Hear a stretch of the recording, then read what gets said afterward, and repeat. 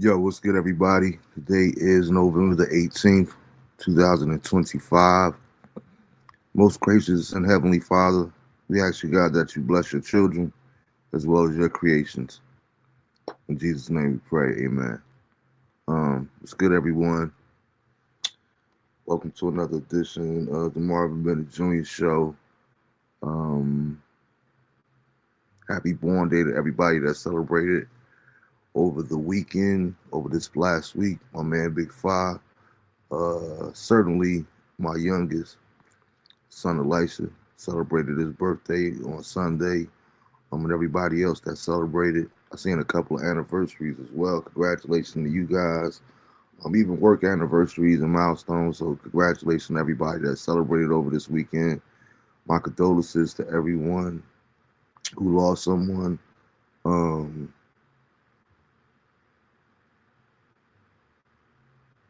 yeah, it's been a lot going on, as you guys been seeing from my post since Sunday. And heavily the day before I did the show. I'm a little uneased at what I've seen transpire in the city of Charlotte um, over the course of this weekend. And the sad thing is, it's not just Charlotte; it's in other cities in North Carolina. I heard that they were supposed to be, or I seen that they were supposed to be touching down in Raleigh today as well.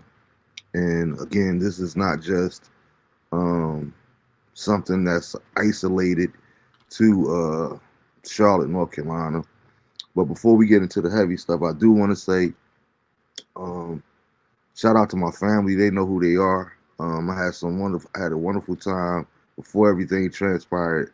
I had a wonderful time at the concert, Brandy and Monica, um, on Thursday evening, and spent an amazing evening with them. Some amazing people. It was a pretty good concert. Me, I'm a fan of live music, so I was kind of disappointed in not having a live band. But overall, it was a pretty good experience. Going down memory lane with their hits or whatever. Um, so we made a weekend of it. And Thursday night after the concert was over, it was all good. We had a good time. We ain't got something to eat. Friday, we spent time out, and I was noticing something as me and my brother was riding in the car. We seen a lot of activity going on, and he's like, "Yo, man, what's going on?" I said, "Man, it's just another day in Charlotte." I'm thinking this is like normal. Then Saturday comes along, same thing. All kind of marked cars, unmarked cars. It was just something straight out of a movie. I don't know if you guys seen the movie Siege. I believe that was Siege with Bruce Willis years ago. It was literally looking like that in the city of Charlotte. Like people pulled over randomly. Um, I left Sunday morning and it was still continuing. I believe they said the last thing I seen report I seen said that they had arrested over like 130 people in 2 days, 2 3 days. I'm quite sure the numbers went up, and that's just the ones that they actually reported. Um, hey, what's good, Sam? Um, yeah, so it was just crazy, and my thing is like, What's all going for on? what? And like I said, I'm gonna let Sam chime in because Sam knows a little bit more about the particulars or strategies. But it just had so many. I had so many questions. Watching the different videos and whatnot, and reading different articles of the coverage that I actually saw, because it was like one, and maybe you can help me with this, Sam. Like my thing is too, like I understand that it's coming from Trump camp, or supposedly it's coming from Trump to go into these different cities and do what they doing. Because I don't want to just make it seem like it was Charlotte. Like you said, we've seen the same thing in Chicago. We've seen the same thing in New York. Um, Various different places. They saying that New Orleans is going to be next. I seen something about New Orleans coming up. Um, my thing is, how is this so unorganized? Um, as far as coordinating with the local governments, I seen what Governor Stein said. He didn't know anything about it. Nobody contacted him. Um, so it's like, how do they have the authority to just run down in these cities and do whatever they want to do?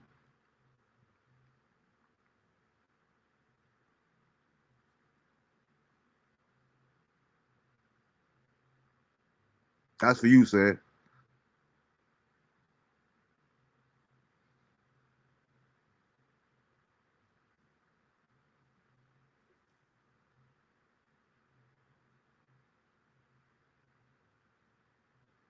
You hear me? I can hear you now, yeah, but you froze. Your screen, your camera is froze.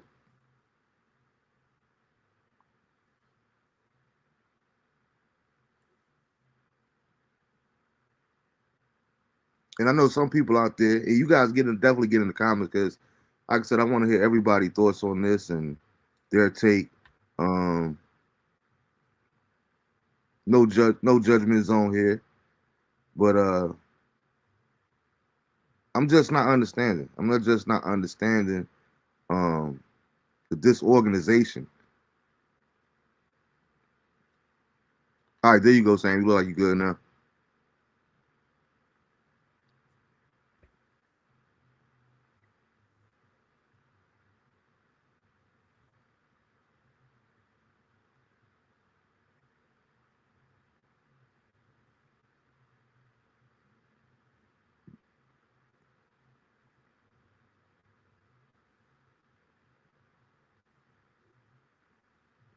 You hear me okay?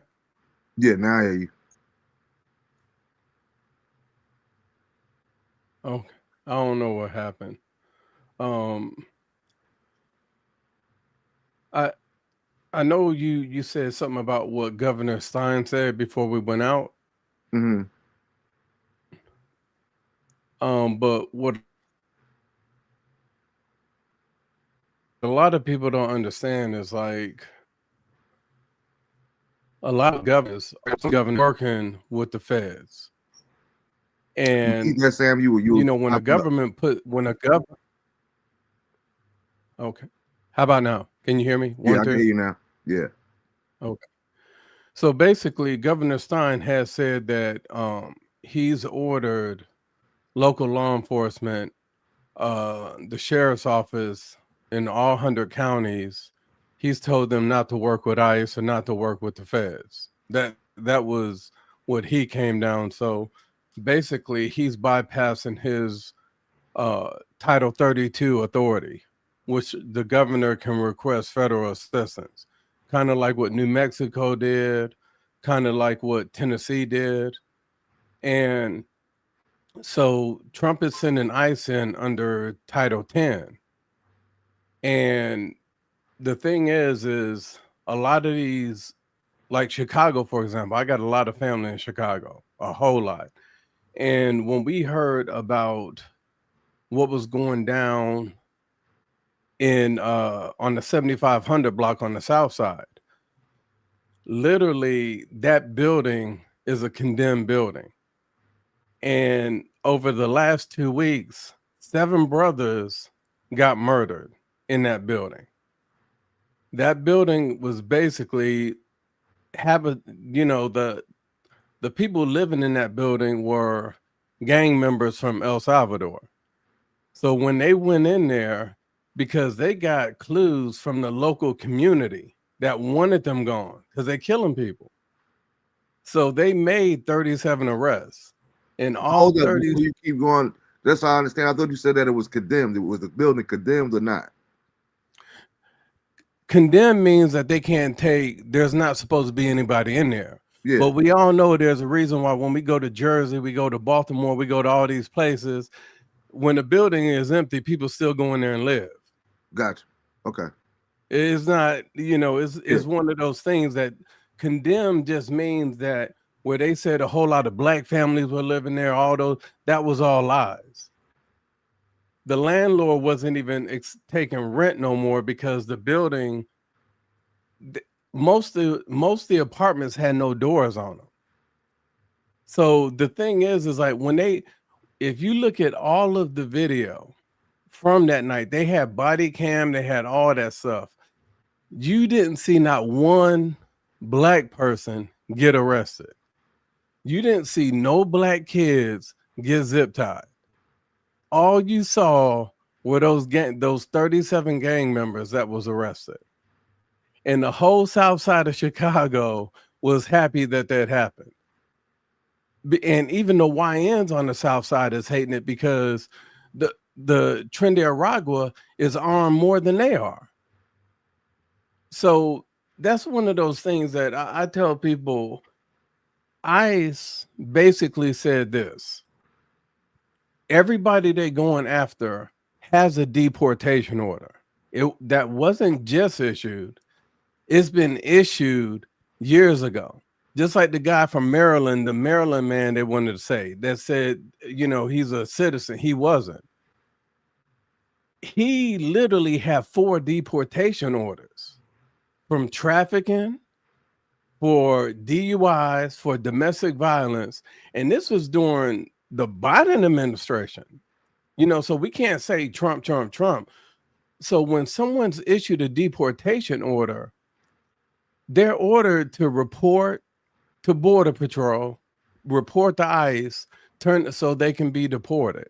Now, when you see all these people the ICE agents going up in the courthouse, if you know anybody that has a court date, they literally have, you can go on to the website, like here in Wake County, you can go to a Wake County calendar and you can pull up Superior Court or Civil Court, Superior Court. And you can actually pull up all the names of whoever has a court date scheduled. So what happens when we see the ICE people, when we see them like waiting outside the courtroom, basically the person that went to court, it was for an immigration hearing and it got denied. So they're sitting there waiting. They have people in offices just sitting there going through all these court calendars all over the country to see when these people are going to court. So that's why they're able to know when to be at the courthouse, what courtroom.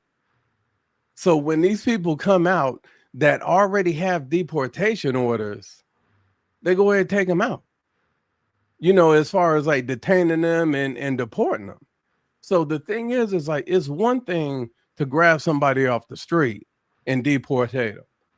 That's what Obama did. He deportated 2.7 million people non-judiciously, meaning there was no deportation order. Mm-hmm. Remember, they called him the deporter in chief. He deported more people than anybody in history, but nobody had that energy for that. So what I tell people, if you want everything to be all cool and copacetic, what you need to do is you talk to your governor, your mayor, and tell them, look, when this guy gets charged with rape and he gets locked up and he has a deportation order, call ICE. That's what ICE wants to do.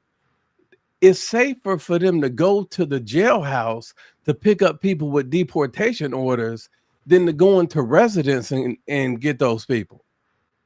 And that's the situation that I think people aren't really understanding.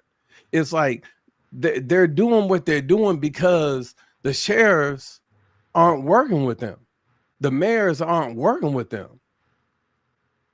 So that's the thing we need to, it's like, just to me, I'm going to be real with you, it's just gaslighting.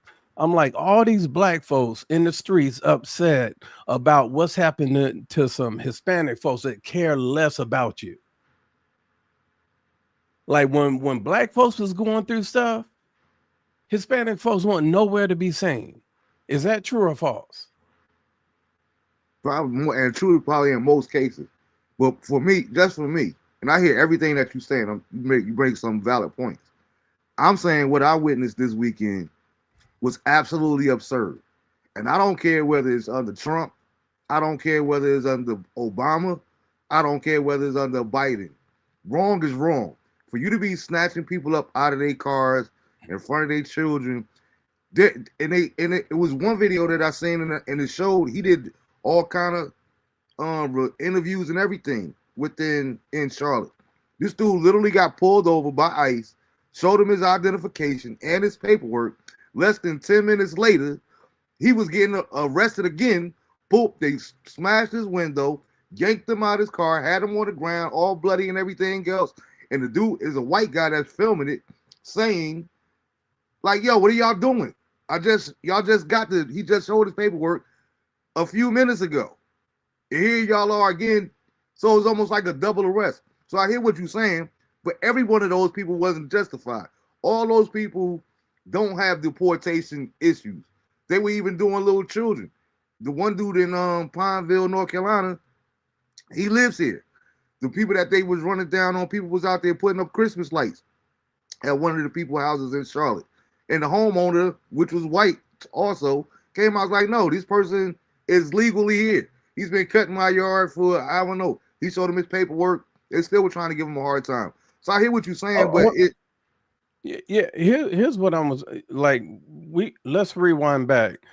You said to what you saw. Mm-hmm. So when you say what you saw, this is what I try to get to the bottom of stuff. When you say what you personally saw, you saying you were physically there. Yes. And in the city of Charlotte this weekend.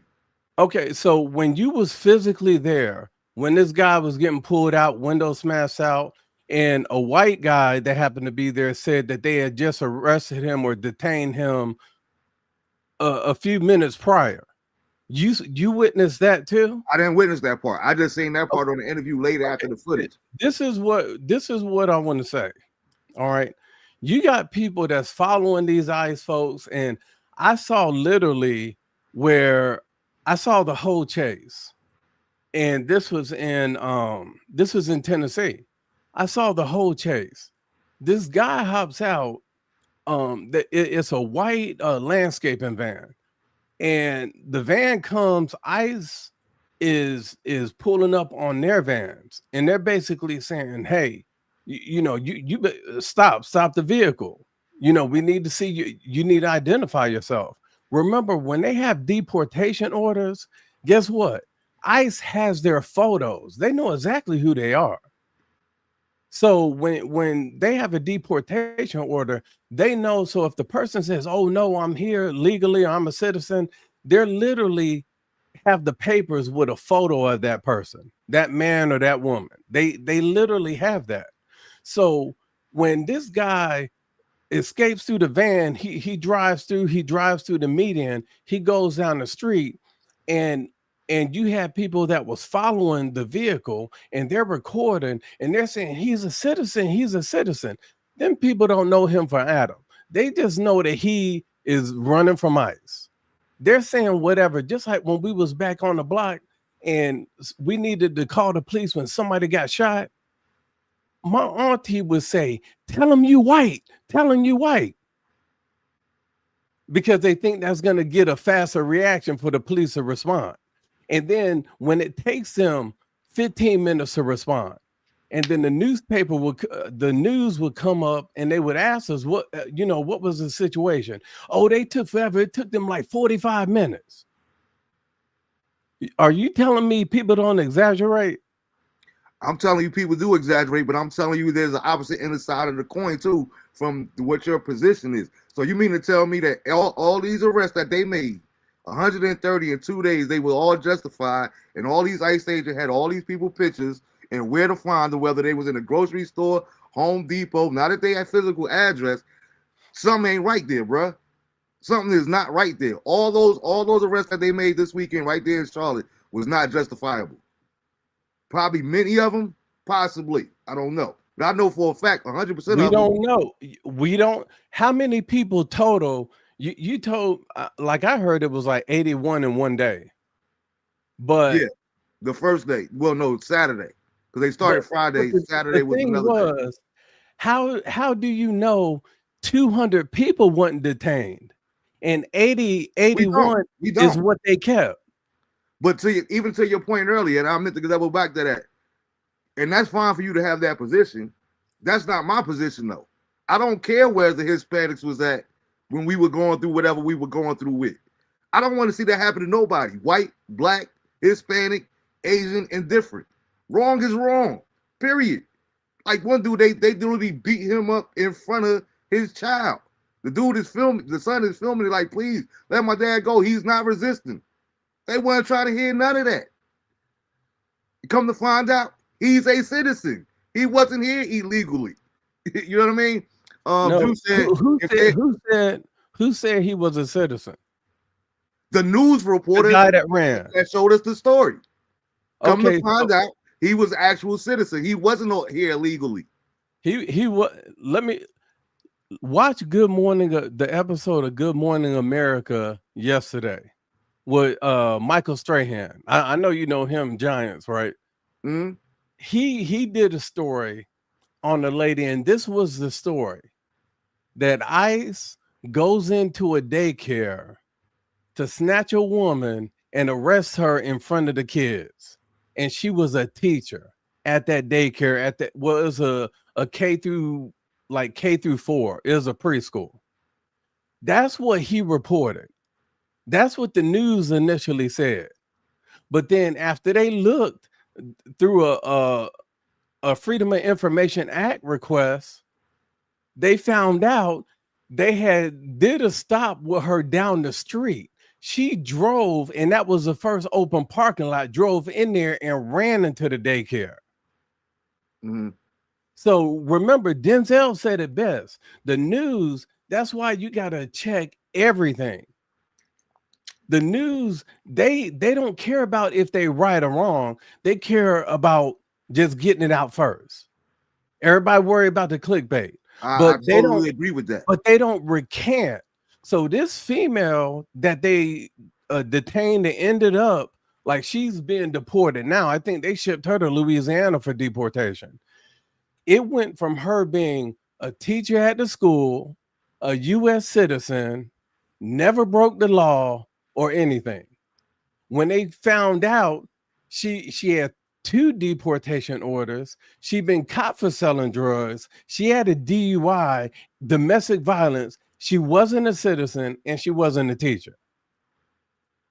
So when DHS has put out the thing, hey, if we catch you, you ain't coming back to the US.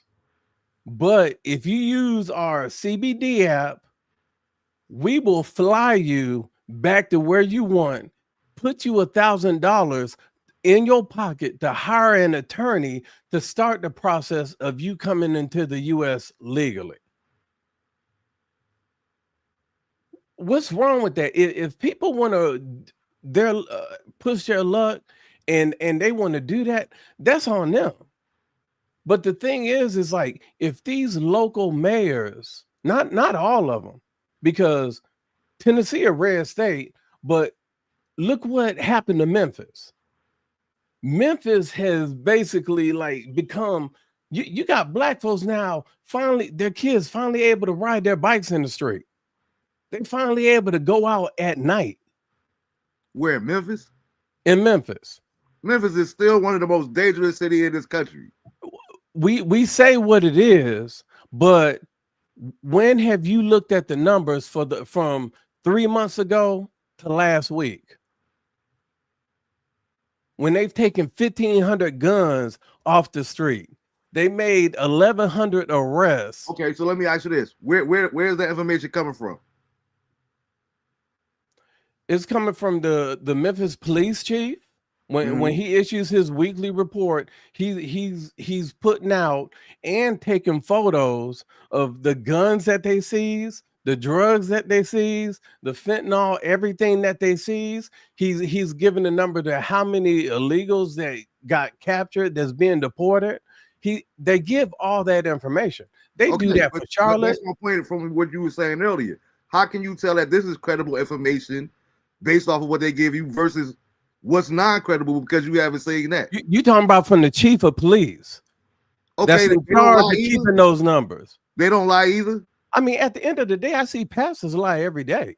Okay, so that's my point. If you there's no way to verify that it's all factual or credible information. Then why do we talk on podcasts and stuff? If anything by a human could be a lie, what is the purpose of us even having dialogue?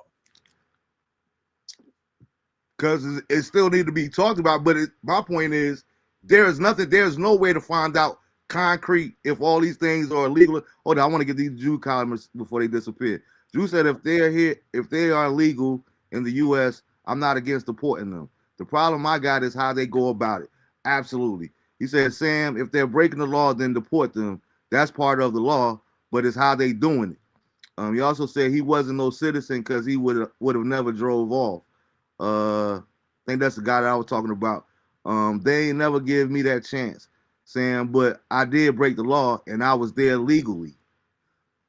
Good point, Drew. Because you talking about personal experience, not what you saying on the news, what you actually went through with, and why you're where you are now. And to your point, I disagree. You said if he wasn't no citizen because he would have never drove off.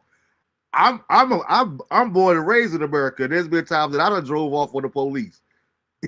Like so, and that's my whole thing too. Like, a lot of it, and stop with the. It gets, I guess.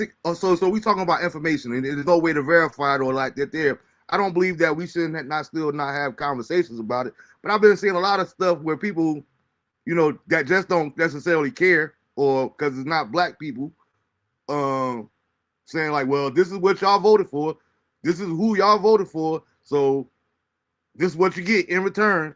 Stop it. How do you know who voted for who? You don't know that these people voted for Trump. You don't know that these people voted for Harris. So stop with that lame argument because you disagree with Harris not being in office. You know what I mean? You don't know who nobody voted for. So we got to stop that right there.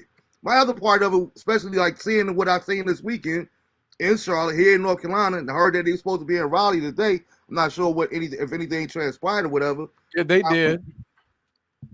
But my thing is too, okay, if this is about illegals, why wasn't none of these Germans that's here legally being pulled out of their homes in vehicles? Why was none of these Europeans, you know what I mean, that's here illegally being pulled out of their homes and out of their vehicles and away from their children? How do you know? Because to your point, yeah, we don't know unless we see it. But I know based off of what I've seen, and I do agree with you with the whole gaslighting thing. It's just like when you go back to the George Floyd or anything else in a situation where you got a cop killing a black person. Of course, they do that type stuff to get us here where I'm at now, all riled up, so we get all emotional about it.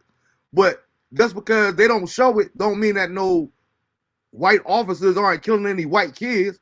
It's just not gonna get the reaction that it's gonna get if they show us this. You see what I'm saying? Mm-hmm. So I definitely agree with that aspect of it. But I'm just saying, out of all these people that I'm seeing, all of them just so happen to be Latino. Why is it that I know they ain't the only ones that's here illegally? Drew said it himself. He was here legally. But unfortunately, things happen. You know what I mean? But my point is it just I don't like unfair treatment for anybody. I don't care whether they have my back or not. I'm a stand-up dude. Like, my principles is I don't want to see nobody getting violated wrongfully. No, he said no. You and Sam talking about two different persons. Sam talking about the white van, and you talking about the red pickup. Okay, yeah. You're talking about the incident in Tennessee. Okay, yeah. But that's my whole thing. Like, to me, I can't stress it enough. I just think that, to me, it's unjustifiable. And then here's another aspect of it. We're not talking about local police. And I also made sure I showed the video of that today as well, of where this dude, he got arrested for impersonating a police officer. Like, these ICE agents, especially the ones that I seen this weekend, they got on the tan, they got on fatigues, they got on masks, they got on all this here. Who is to say that somebody ain't impersonating one of these jokers? You know what I mean? Like, if you coming to get me, it's just so much room for error, bruh. That's the part that bothers me the most, is because I don't know who you are. And like I said earlier this month, when all this stuff, well, earlier this year when it first started happening. I'm not saying that it's one and the same, but I'm like, just like the KKK, if you ain't doing nothing wrong, if you ain't doing nothing foul, why you gotta hide your face? Why you gotta, you know what I'm saying? What's the purpose of that? If you're here legally from president orders to get rid of illegal people, why are you hiding your identity? It's not an undercover operation. Okay, you always close every time you close out a podcast. You especially shout out two people. Who are My those two son, people? my sons. Okay. Now, the point I want to make with that is if let's say you preach at a church, right? On a Sunday morning, and you say something that somebody don't like in that congregation, right? Then they basically got your photo, they got your name, and they go online, they track everything down about you, your sons, where y'all work, where they work, all those things, and they start going after them. And you were the one who preached that message, not neither one of your boys. Mm-hmm. Do you feel that's okay for them to go after your boys like that? Absolutely not. But that's what's happening to them. So when I was working with the marshals and stuff, when I was in the military, we were covered. That's why when you look at a lot of military documentaries and stuff now, you'll see some of the soldiers, their face may be grayed out and some aren't. The ones that aren't are either they've been killed already in action, but the ones that are grayed out, they're still active. They're still active soldiers. Mm-hmm. So you know why they're graying out their faces? Because they know cartels, they know Islamist extremists will go after their family. You never heard of family members being kidnapped or killed because of what the father or the mother did? Yeah. And that's part, unfortunately, that's a part of life. That's the reason. It What I'm doesn't make it telling you, right. that's Yeah. the reason why they wearing masks. When they first started doing this, they weren't wearing masks. But then you go to California, the mayor of LA funded $14 million, funded a website for all their photos to be uploaded so people could track them down. So that's my thing right there. Is like that's why they started wearing masks. And it could be where they didn't show it or they didn't report it. I have no factual evidence of this. But one thing I will notice that I have seen in all those videos this weekend, them same papers that you're talking about that they get with the deportation, as well as they picture, not in one video that I've seen, and it could have been purposeful too, gaslighting. Not saying that it is, not saying it's not. I didn't see not one person showing them that they had in handcuffs. Here is the paperwork that I have permission to come get you. These are your deportation papers. They were just snatching people up. They ain't showing them no evidence of why they snatching them up. Or, you see what I'm saying? That needs to be documented as well. My old barber, I was with him for a few years. He posted on Instagram this morning. ICE came through the barbershop. It's all Dominicans. You know, it's a Dominican barbershop. And they came through. They were looking for somebody that had already gone back to DR, but they didn't have any records showing that he had gotten the DR. So what they did with Morano was they basically asked everybody for their ID that was there. He said everybody showed their ID that was gone. He had his camera. He got it on Instagram Live. Now, as they was walking out, he was leaving out because he had just finished the cut and he was in his car driving. And then he saw ICE start chasing after this cat or around the corner of the building. And this is like Mini City off Capitol Boulevard. And he was like, oh, you can hear him in the video because they got the guy. So my thing is this. I tell my son, when you get your driver license renewed, you as soon as you receive that license, you order a duplicate. You know why I tell him to order a duplicate? So he can put it right there, that duplicate right there in his armrest, so he don't have to reach in his pocket or reach in the glove box to pull out his license. If you look in all of our cars, I got 3 duplicate licenses. And guess where they at? They right there in the armrest. So when that officer, and yeah, we shouldn't have to do that, but it is what it is. I don't want my son, or I don't want to get shot with them thinking that I'm trying to draw a firearm or something like that. So I tell my son, when you see them blue lights behind you, before they even get to your car, you pull out your dang on duplicate so you able to present it to them. So I hear you. It's not that I don't disagree with you. I look at it through a different lens. Like you said, it is what it is. Hold up, Drew said it's logic though. I have a greater chance of catching Spanish people than people from Germany. Absolutely, you would think. And we could call it racism or whatever, but we could all admit, because I never understood why back in the day you would hear white people say stuff like, "Well, they all look alike," talking about us. I'm like, we got all different. We got light skin, we got brown, we got cocoa. What you mean we all look alike? But I can honestly say, when you talking about Asian, I can't tell an Asian, a Japanese from a Chinese. I can't tell. When you talking about Hispanic, I can't tell a Mexican from a Puerto Rican versus a Ecuadorian versus a Venezuelan. They all look like to us. You know what I mean? you know, a lot of people don't understand, like Russia, China, Mongolia, those are all Asian countries. Russia is an Asian country. Pakistan are Asians. Indians from India, all that entire region is Asia. And that's what a lot of people don't realize. So when I always tell people, when they say, oh, there was some Asian people, because this year there's been over 2,000 people that are Asians that have been deported because they had deportation order. Do you know what the number one reason why Asians are deported? Or why they receive a deportation order? Because they came here for school on a student visa and they finished college, and instead of doing the paperwork, they let it expire. And guess what? They receive a deportation order and they got to go. But they figure, I'm here. I've been here long enough. Guess what? I ain't gonna worry about it.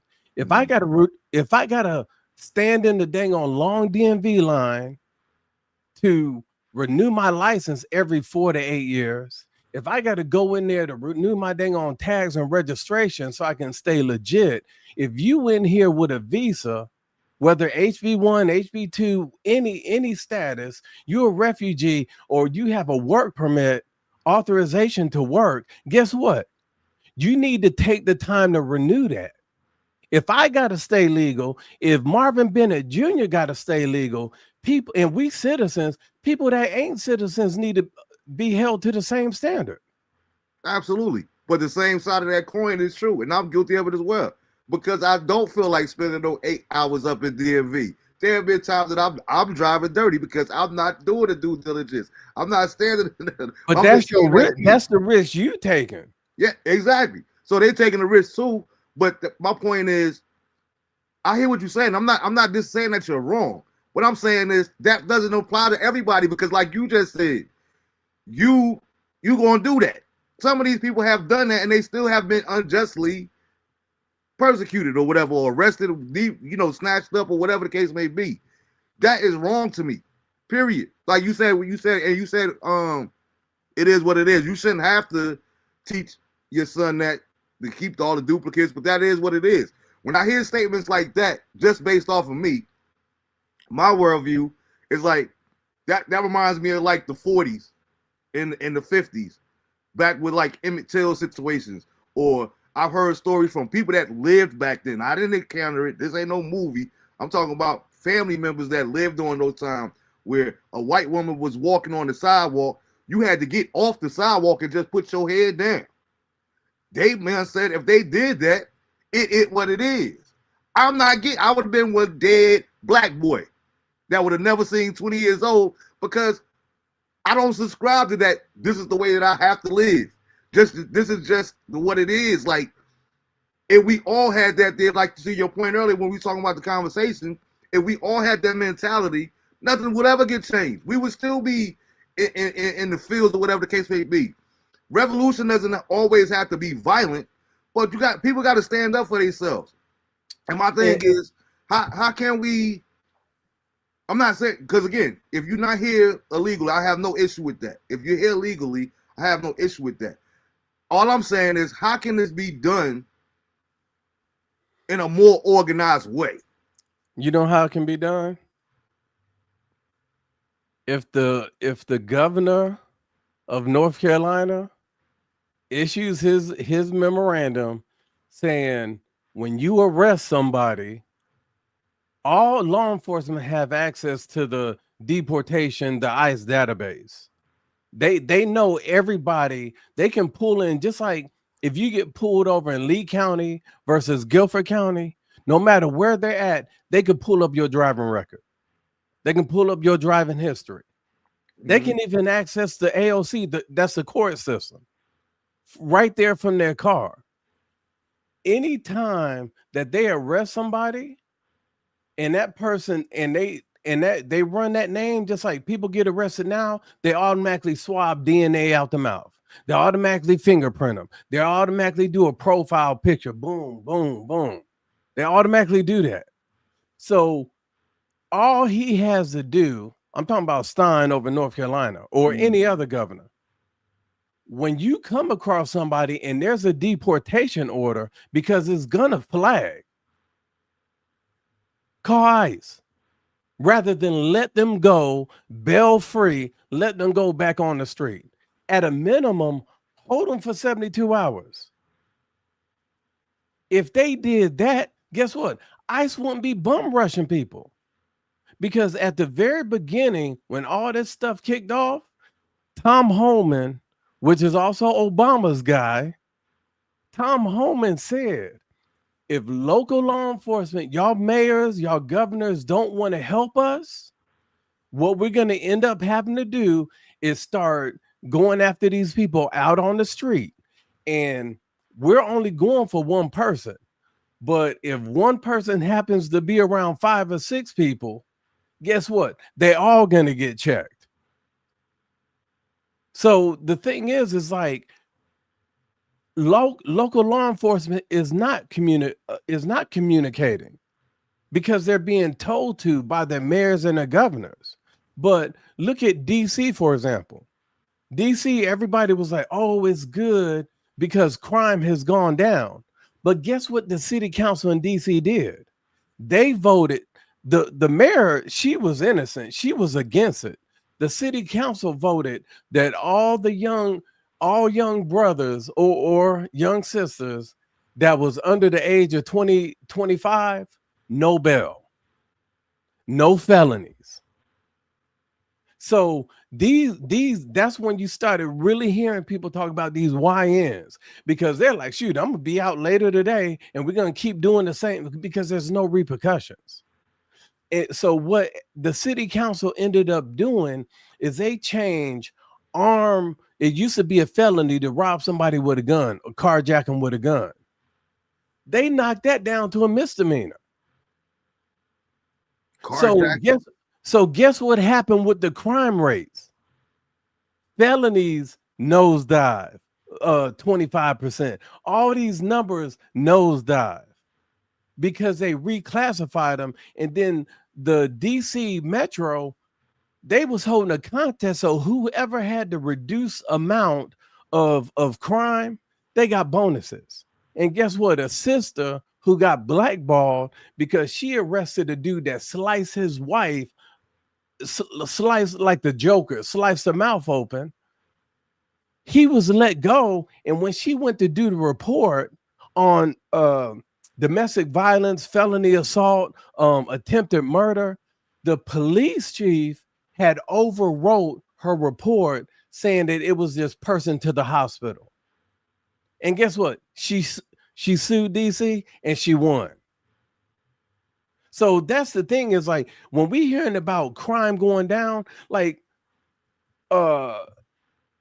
felony assault in Charlotte has increased 200%. But when we say 200%, look, if you got one person, now, 2 other people get added, okay, that could be 200%, but when you have a city as large as is Mecklenburg County, which is the second largest county in North Carolina, Wake County is the first. Those numbers that they're giving are based off their crime database, their statistics. And But like when you I said hear earlier, though, that a lot of that can be bogus. It's it, almost it, even it even could. though That's even though it was a show, we seen it on The Wire. How you gonna legalize drugs down in Amsterdam? But he did it to cook his books. You know what I'm and saying? what do you see me do on the podcast, on the Winners podcast? Stats. Every time I say something, I cite a source Mm. for people to not just take my word, just to look it up for yourself. Make your own synapses about it. So that's what I would like. Like Thursday night, we're going to be talking about this a little bit. We're going to be talking about the Epstein files and all that. And I'm going to show the actual website that literally shows all the people that Jeffrey Epstein donated money to. And that's why the files wasn't opened up ever. Now let me ask you this: while you there with the sourcing, and as long as you've been doing how you do, have you ever 6 months, a year later, come to find out that that source was untrue?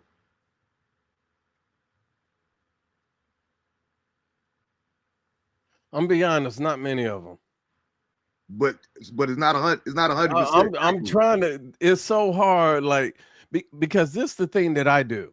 A lot of people when they go into Google or any search engine, they have this thing called an algorithm. Mm-hmm. So what you tend to look for, like Is what they gonna, yeah. like if you Google Jasmine Crockett's amazing or Jasmine Crockett is fine, or Shania Lathan, if everything is about that right there, guess what's gonna come up no matter what you put in, things to favor that. So what I do, I put my browser in incognito mode. So it doesn't use an algorithm. I'm just looking up that information. That's how I found out all the people, Jeffrey Epstein, that's in Congress now, who he donated to. Mm-hmm. When I did it before I went in incognito, nothing came up. But now that I put it in incognito, guess what? It's no algorithm. It's just giving me, it don't know what side I'm leaning on or anything. It's just giving me information.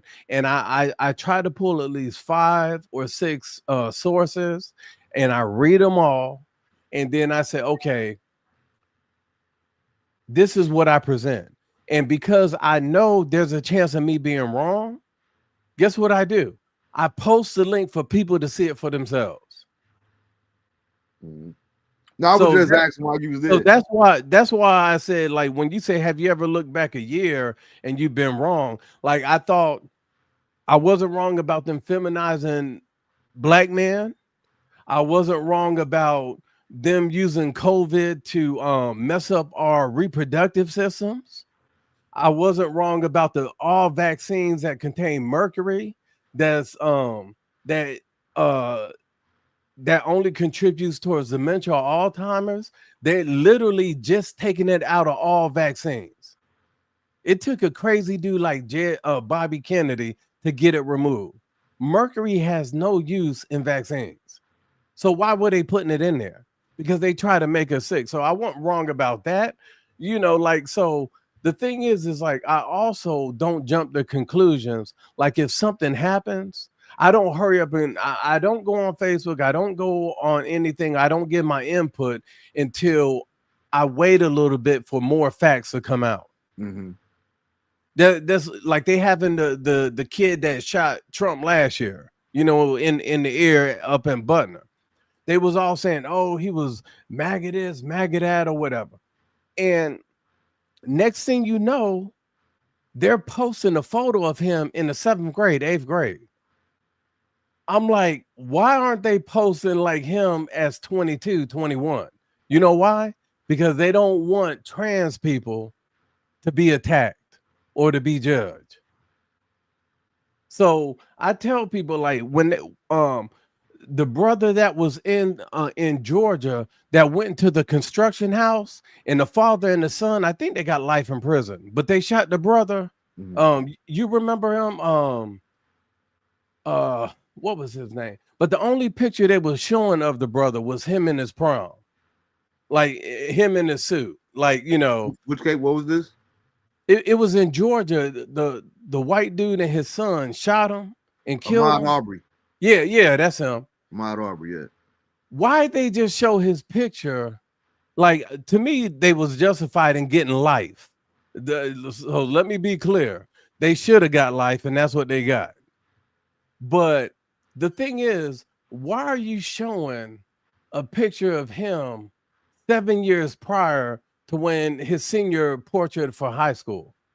Why didn't you show us up-to-date photo? It's like the media period tries to paint a picture Mm-hmm.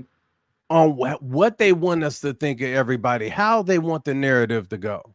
Like I said, if he was guilty of what he was doing, me and my wife guilty. When we moved into this house 10 years ago, they were building two more houses, 5 and 6 houses down. Guess what? The door was open, and guess what we did? We walked because we nosy. I want to see, okay, what kind of floor plan they got. Like we that's what we did because we just being nosy.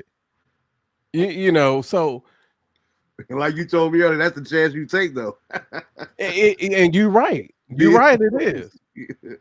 But I made sure I said, look, we just closed on that house last month. Here's my ID. I live there. So we're just nosy. I'm gonna be upfront. I'm gonna be like, hey, we just being nosy neighbors. We want to see what type of floor plan they got. I ain't gonna lie, I did the same thing when our house was getting built in Raleigh. Because there Yeah, wasn't no houses in there. All of them was built new at the same time. I'm like, let me see what they working with. Just like the officer that just got convicted for Sandra Bland. Mm-hmm. Everybody's like he got convicted. Like, now he's awaiting sentencing. And I think he in that state, he's getting at least 25 years. But the thing is like, I felt he was wrong, but I actually felt his supervisor was even more wrong because they didn't make sure he knew the culture in the Black community. He should have been trained at least enough or been familiar enough with the people to know that I rebuke you, or in the name of Jesus, that ain't a threat on your life. Mm-hmm. Which is why he didn't have proper training in de-escalating. He escalated the situation. So I just think that's another point. I'm glad you said that. Drew said, so what he donated to is on both parties or one. I'm gonna be there Thursday. But Drew, I know the answer to that. It was definitely both parties because I've seen some of those people too. It was Democrats and Republicans. Did you see the list? I didn't see the entire list, but I've seen enough names because I know they was coming after. I can't think of a name. I don't know nothing about it. That's why I didn't really care. I'm gonna tell you just to tune in Thursday because I'm gonna actually open the website up so you can literally go through all the names. And there's quite reason. a few. What you say? I said, and there's quite a few. Oh yeah, but I also been going through. I think Julie was on the you was I think at the concert. But Jude was on the podcast where I showed all the Epstein files that's been released. It's like 55,000. All the flight manifests have been released. And I just want to give you one example. Trump flew 7 times on Jeffrey Epstein's jet in 1990. Him, his wife Marla Maples, and Tiffany Trump. They all flew from New York. The manifest showed New York to Palm Springs and vice versa. And everybody's like, well, Trump had a jet. He had his own private jet then. Well, what else happened in 1990? February, Nelson Mandela was freed. And guess what happened? Al Sharpton and Jesse Jackson, when Nelson Mandela was getting ready to get freed, they collected all this money to say that we're going to fly him around the country to spread awareness of apartheid and racism. When Mandela got freed, guess when they never showed up? No jets, no nothing. So who let Mandela use his jet for 14 months to fly his 88 staff members around for free? I remember you said that on the show. I just didn't get a chance to look it up, to verify whatever. But I'll take your word for it. I don't know. But like I have the photo right here on my desktop with literally the files. But so I tell folks, like, I hear people all the time talking about, oh, they need to release a file. I asked them, of the 55,000 pages that was released, how many have you read? And what difference is it going to make? But my thing is, if you making a big stink about files being released, not even knowing that every month they're releasing batches of files because they have to go. I get what you're saying. Yeah, that's me. If you care about that, like you said earlier, if you're gonna have that energy, have that same energy toward everybody, not just Trump per se or whoever. I do it because I I don't particularly like Kamala, but guess what? I bought a book and I read it 2.5 times because when I talk about something, I want to make sure I read it for myself. I'm not relying on somebody else to say, because a lot of times I hear a lot of folks say, I heard so-and-so said this, or they said this, or they said that. I want to look at it for myself. So that's the thing right there. When, I just want to be factual. So when I tell people like Obama wasn't the first black president, I said Abraham Lincoln was. I'm like, okay. They're like, no, what you talking about? The Lincoln conspiracy, why he was killed. It documents right here his mother's lineage to show that she was black. So it's like, I did my research. Prince even said it 2 months before he died. Well, I think he was killed. I'm upset because I found out Obama wasn't the first black president, but he was the 7th mixed president. Yeah, he did say that on an interview with Tavis Smiley. And he was 2 years later. So that's why I tell people, like, I try to read as much as I can. I don't like, even though I don't particularly like some people, but I even got, you look, I got this big thing, Candace Owens. I don't like 50% of the stuff she say, or I don't agree with 50% of the stuff she say. The other 50 hit or miss. But if I'm going to talk about her, I want to understand. I want to know what I'm saying. Like, I don't want every time I speak, oh, well, so-and-so did this or so-and-so said this. I like to just find the facts of myself. And fortunately, I'm at a position where I can spend that time reading. I can do the research myself. But I also don't mind sharing it either, because I want everybody to, to kind of like understand how it is. And like I said, to each his own. I agree with what you said. I want to get off of that. And it's funny how you say what you said about the governor. All he got to do is this here and that there. The more and more I listen to you, it makes me think of, which is why I don't like to get involved with politics. Because it's all a game being played, and unless you're in the commissioner's office, forget the commissioner's office. Unless you're in that owner's meeting, and that goes down in the NFL, we don't know whether we being duped, entertained, the integrity of the game, the sport of football, whatsoever. We gotta deal with what we see. You know what I mean? And it made me think about how you were talking about how all you got to do is this. All you got to do is that. Makes me think about baseball. And this is the last I'm talking about Charlotte. But it makes me think about baseball. One of the reasons that I don't like baseball, I don't care for Major League Baseball. One, I think it was atrocious that they didn't have the greatest player ever in the Hall of Fame, Pete Rose. And I understand he gambled and all that there. They ain't like he gambled that they would win. Whatever. That's one and foremost.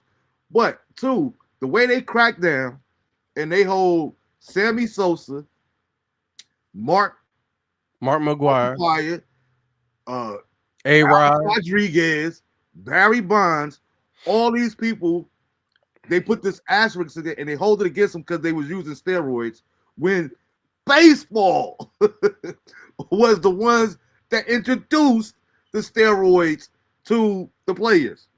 The players ain't know that, you know what I mean? So, but now you're a hypocrite, act like, no, we're going to crack down on this, but you're also the supplier. It's not making sense. And the reason I know stuff like that happens, they turned the blind. They turned the blind eye, but the one mistake that they made was when they called Jose Canseco a liar. Because when they call Jose Canseco a liar about using steroids, and he's saying just about he said 40% of the league uses it. mm-hmm. He gave them a syringe with the actual sample of what was being used. And they knew about it. No, but the thing is, Jose had that because a lot of people don't know this, that like, let's say for the Tour de France or the Olympics, you got to pee and they freeze your pee for 10 years, for a whole decade. Like it's some storage, someplace either in the Netherlands or something. There's a site where it's stored and cataloged. So what happens is, let's say if you think your youngest son is smoking, is doing cocaine, right? You go to CVS or Walgreens and you get a marijuana sense kit. You give him that test, he tests clean because it's tested only for marijuana. In order for them to test for the steroids, they literally have to have a sample of that steroid. Nobody knew about the clear until Jose Canseco gave them a sample of it. Then guess who they busted? Lance Armstrong for using it, Marion Jones for using it. Mm-hmm. They busted all these people because the clear was undetectable until they got a sample of it. But baseball, what you're saying as far as baseball, all they cared, I mean, you knew, anybody in their right mind knew Rodriguez could be iffy, but Barry Bonds and Mark McGwire, when them jokers going back-to-back home runs, every like Barry Bonds broke the record and he was walked the most. Like he has a record for being walked in the season. And that joker led anybody in the American League. I mean, and that was one of the things that bothered me about Barry. I don't want to turn it into that get into that whole conversation. I'm trying to get out of here soon. But Barry ain't even had to take steroids. Barry was already a superb baseball player. That's the most infuriating thing when it comes to Barry to me. Like, it wasn't like he was deteriorating. He was so much better than everybody else. You didn't have to take steroids. Drew said we all being duped, bro. That's what I'm saying. Because before even the steroids, though, it was the greens. My point is, like, all right, before I get off of this, I know somebody personally that played in the NFL, right? Inside source, inside information. They told me the first time that they ever seen cocaine in their life was the first time that they showed up to an NFL team practice facility. They was the team was the ones because they want their linebackers to be playing with all that anger, all that, because it brings something to the game. But they had never seen cocaine into their life until they got introduced to it by one of their coaches. So that's what I'm saying about, of course, they never gonna come out and tell us that we the supplier. If you the sheriff of the police in your city, you can't also be the biggest drug dealer. And in some cases, that's exactly what's happening. You know what I mean? So they just busted what was it, 22 officers for working in Texas, working with the cartels. That's my point. They so was actually they was hauling the drugs. Drew said, Marv, they have to cover themselves. That's anything. What you think they do in pot? That's my point. So that's what I'm saying. I'm kind of scaling back a little bit because, to Sam's point, it is gaslighting. They want this reaction, but there's no way in the world that you can't tell me that these governors, these sheriffs, they don't know what's going on in ICE too.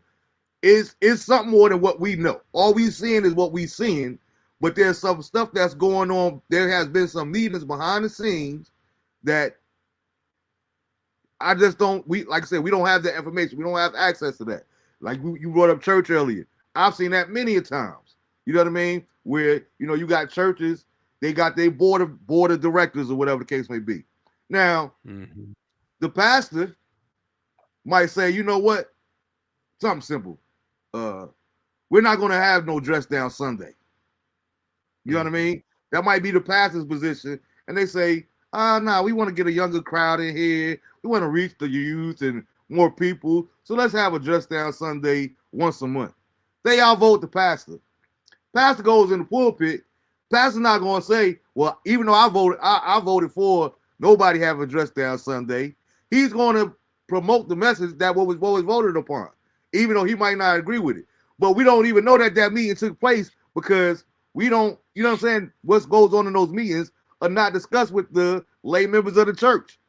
Only those people on that board know, but pastor is the face of it. So it's so much smoke and mirrors, and to Drew's point, in every aspect of life. In every aspect of life. So we got to be real careful. That's one reason I always promote what? Having a personal relationship with God. Because when you have the Holy Spirit steps in and says sometimes, don't believe what your eyes see. Don't believe what your ears hear. You know what I'm saying? But if you don't have that relationship, you don't have that. It kills me, these new fads. And they get on my nerves so much sometimes. But in spirituality now, we keep hearing this word, discernment. Oh, you got to have discernment. All you folk that's claiming you got discernment, it just sounds good. Half of y'all ain't got no discernment. It sounds good and superficial. And we like to do stuff like that there to justify or to try to convert people to our side of the argument because we disagree with yours. Which is, I don't understand that point. Let people do what they do. You know what I'm saying? It's not my job or my responsibility to get Sam to think like I think. Or if he don't think like I think, it ain't no point in us having no conversation. Where you got people that's like that. It's far too many people like that, especially in this day and time. No, the Bible said, let us come together in reason. That's why you need more people that are not like-minded at the table. That's when we get the real solutions. We might not be able to do nothing about the immigrant situation, but guess what? If we all get on there, we can all agree upon we got love for our family. We want better education for our children. You know what I'm saying? Yeah. We want better equality for this here and that there. We could all agree upon that, whether we Democrat, whether we liberal, whether we Republican, whether we black, whether we white. So let's get more people to come together and talk about all these issues to find out what's the most common denominators to make this society a better place to live. That's I don't understand why that's so hard. But I take that back. It's so hard because people like, well, because you don't eat no pork, I don't know, I'm gonna eat my pork. Like, you don't even want to hear my health reasons why I stopped eating pork, or the benefits that I've seen to stop eating pork, or people now with the sea moss and all these, the oregano oil, how all these things here. And me and my mom, we talk about this often. It's funny how you'll go to the doctor and take the doctor's word for what they telling you your ailments are and how to go about it. Where 400 years ago, you didn't even got to go back that far. 100 years ago, 200 years ago, you know what Big Mom and them did? Well, if you got cut, they had a resolution of what they call the home remedies. Yeah. Those things was working for those people all the time back then. But now, Big Pharma and all these drug companies come in and say, you know what? Hey, let's make some money off of this. It's too much money to be made. It's too much money to be made. So let them tell us. One of the things that always, before I get off this tangent and vent, one of the things that always bother me with the medical field is I think it should be totally illegal for you to go to the doctor office and they tell you, okay, Sam, You go there because you think you might have a bladder infection or whatever the case may be. All right, well, we're going to run some more tests. In the meantime, a doctor can legally tell you, listen, try this right here. Come back and see me within a month. Schedule it with my assistant. Schedule another appointment for a month from now. Now, I don't know if it's going to work for you or not. But in a month's time, we're going to look at the numbers again, and we can make adjustments based off of that. That should be illegal. Because what it is these doctors, don't mean that it's better for you, but they're getting paid for these pharmaceutical companies to experiment these drugs on us. Yep. It ain't no different than in the hood when you, hey, take a bag of this here and let me know what you think. You know what I mean? So you get the other fiends coming and tell how good it was. And they coming back, they're going to bring you money because that first bag is the only one that you get for free. It's the same exact concept legally, though. Mm-hmm. Like, this is America. This is the way we live, man. And it is totally, totally foul, man. But I wanted to get off that because I wanted to talk about it. We didn't get a chance to talk about it at all last week. But another thing that's been bothering me, and it's like, you know me, I never have no love whatsoever for the cowgirls. Whatsoever. But it broke my heart. And I definitely want to offer my condolences to the Needland family. And the reason I hadn't talked about it earlier is because I wanted to do a little bit more due diligence, a little bit more research on it. But what's going on, man? What's going on? We talked about the Charlotte incident. That's over. What's going on in our society, bro, where a 24-year-old young man in the NFL making millions of dollars will get to the point where he doesn't want to be here anymore. We're seeing, I was reading somebody's post that's a teacher or works in the school system. They said within the last month, bro, they had to talk to so many elementary kids about wanting to commit suicide. What is going on that our children, it's like suicide is getting younger and younger and younger, bruh. What are you going through so bad that you don't want to be here no more at 13 years old, at 11 years old? And I know you got so many different aspects. You got unstable, toxic environments at home. You got people getting bullied. You know what I mean? And it makes me, I'm sensitive to it because I'm one of those people like you were talking about it is what it is earlier. I used to say the same thing about bullies. Like, bullies is a necessity for society. The same way I had to deal with bullies and it made me who I am, they should have to deal with bullies. But not to the point where they don't want to be here no more. I didn't understand that. I'm taking back on my stance. You know what I mean? I've had a change of mind because my thing was because I couldn't relate to it, I was insensitive to it. And we're talking about somebody that has attempted suicide himself. So, but I was of age at this time. For kids to be going through this here because they're being bullied, my thing was like, I don't know if it was coming up in Newark or whatever, but how can you be getting cyberbullied? This person hasn't even seen you. How are you letting that impact? You know what I mean? And one thing you always talk about, you said something earlier, how I always took, it's two people. I raised both of my sons along with their mother, but I raised both of my sons with something that I instilled in them from the time that they could understand or comprehend anything. Don't let anything that goes on or anything that someone says to you outside of these four walls here dictate how you move and how you think. They don't matter. If you know that you ain't fat, why are you worried about if somebody else call you fat? If you know that your clothes ain't dirty, why are your clothes then why you let that affect you? Even if your clothes are dirty. It's just so many different layers to it, bro. It's just so many, and it bothers me got this young man with so much of a future. And then I seen the because I even posted it, the 911, where the girlfriend is talking to the police, telling them to please find him because he had just sent the whole goodbye text to everybody, his family. You know what I mean? So people, Yeah. please, please, please, please, whatever you do, don't be out here drinking and driving. It is not worth it because you might not just be putting your life in jeopardy. You might be putting someone else's life in jeopardy.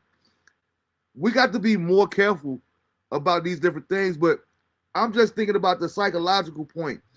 What is going on within our children that they don't want to be here no more, bro? Man, I'll be honest. From my perspective, when we talk about kids, like somebody in NFL is different. I know a lot of active NFL players, and a lot of them, I can't say names here, but a lot of them have thought about suicide. Mm-hmm. But and I'll come back to that after I talk about the kids. No kid is trans unless their parent has instilled it in them. No kid is racist unless the people they're around has taught that and instilled it in them. When we're in a society now to where our kids, we don't have parents being parents anymore. We have parents that want to be friends. And our kids now are over medicated. They're self-diagnosing themselves because of what they hear. But for me, bro, it's on the parents. If your kid's being cyberbullied, your kid ain't no dang on teenager. How do you not know how much screen time they getting? How do you know? You follow what I'm saying? Like there has to be like it's pads out here, iPads and tablets, spending more time with the kids. And you hear a lot of these kids on this game called Roblox. Well, guess what they found out? They just arrested, I think, like 12 people because they were stalking, bullying kids in that Roblox game. Like, I guess you can message back and forth. So they're like, oh, you ugly anyways. And like that's how it starts. So, but where's the parents at? You letting that iPad, that tablet babysit your child. So guess what? How you instilled in your boys, how we instilled in our son, guess what? Our boys wasn't on. I wasn't even in your house, but I'm pretty sure they wasn't on tablets all the time. I know your youngest because he was always at practice. But you follow what I'm saying? Yeah. Like it's I always tell parents, like, if your kids is not ready for this world when they turn 18, I blame the parent.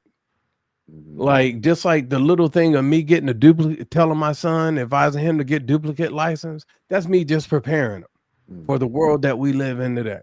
And just to add on top of which, not to take anything away from what you're saying, another part, as I'm sitting here and I'm thinking and I'm listening, it's like another part of it is, because I've never liked that whole argument.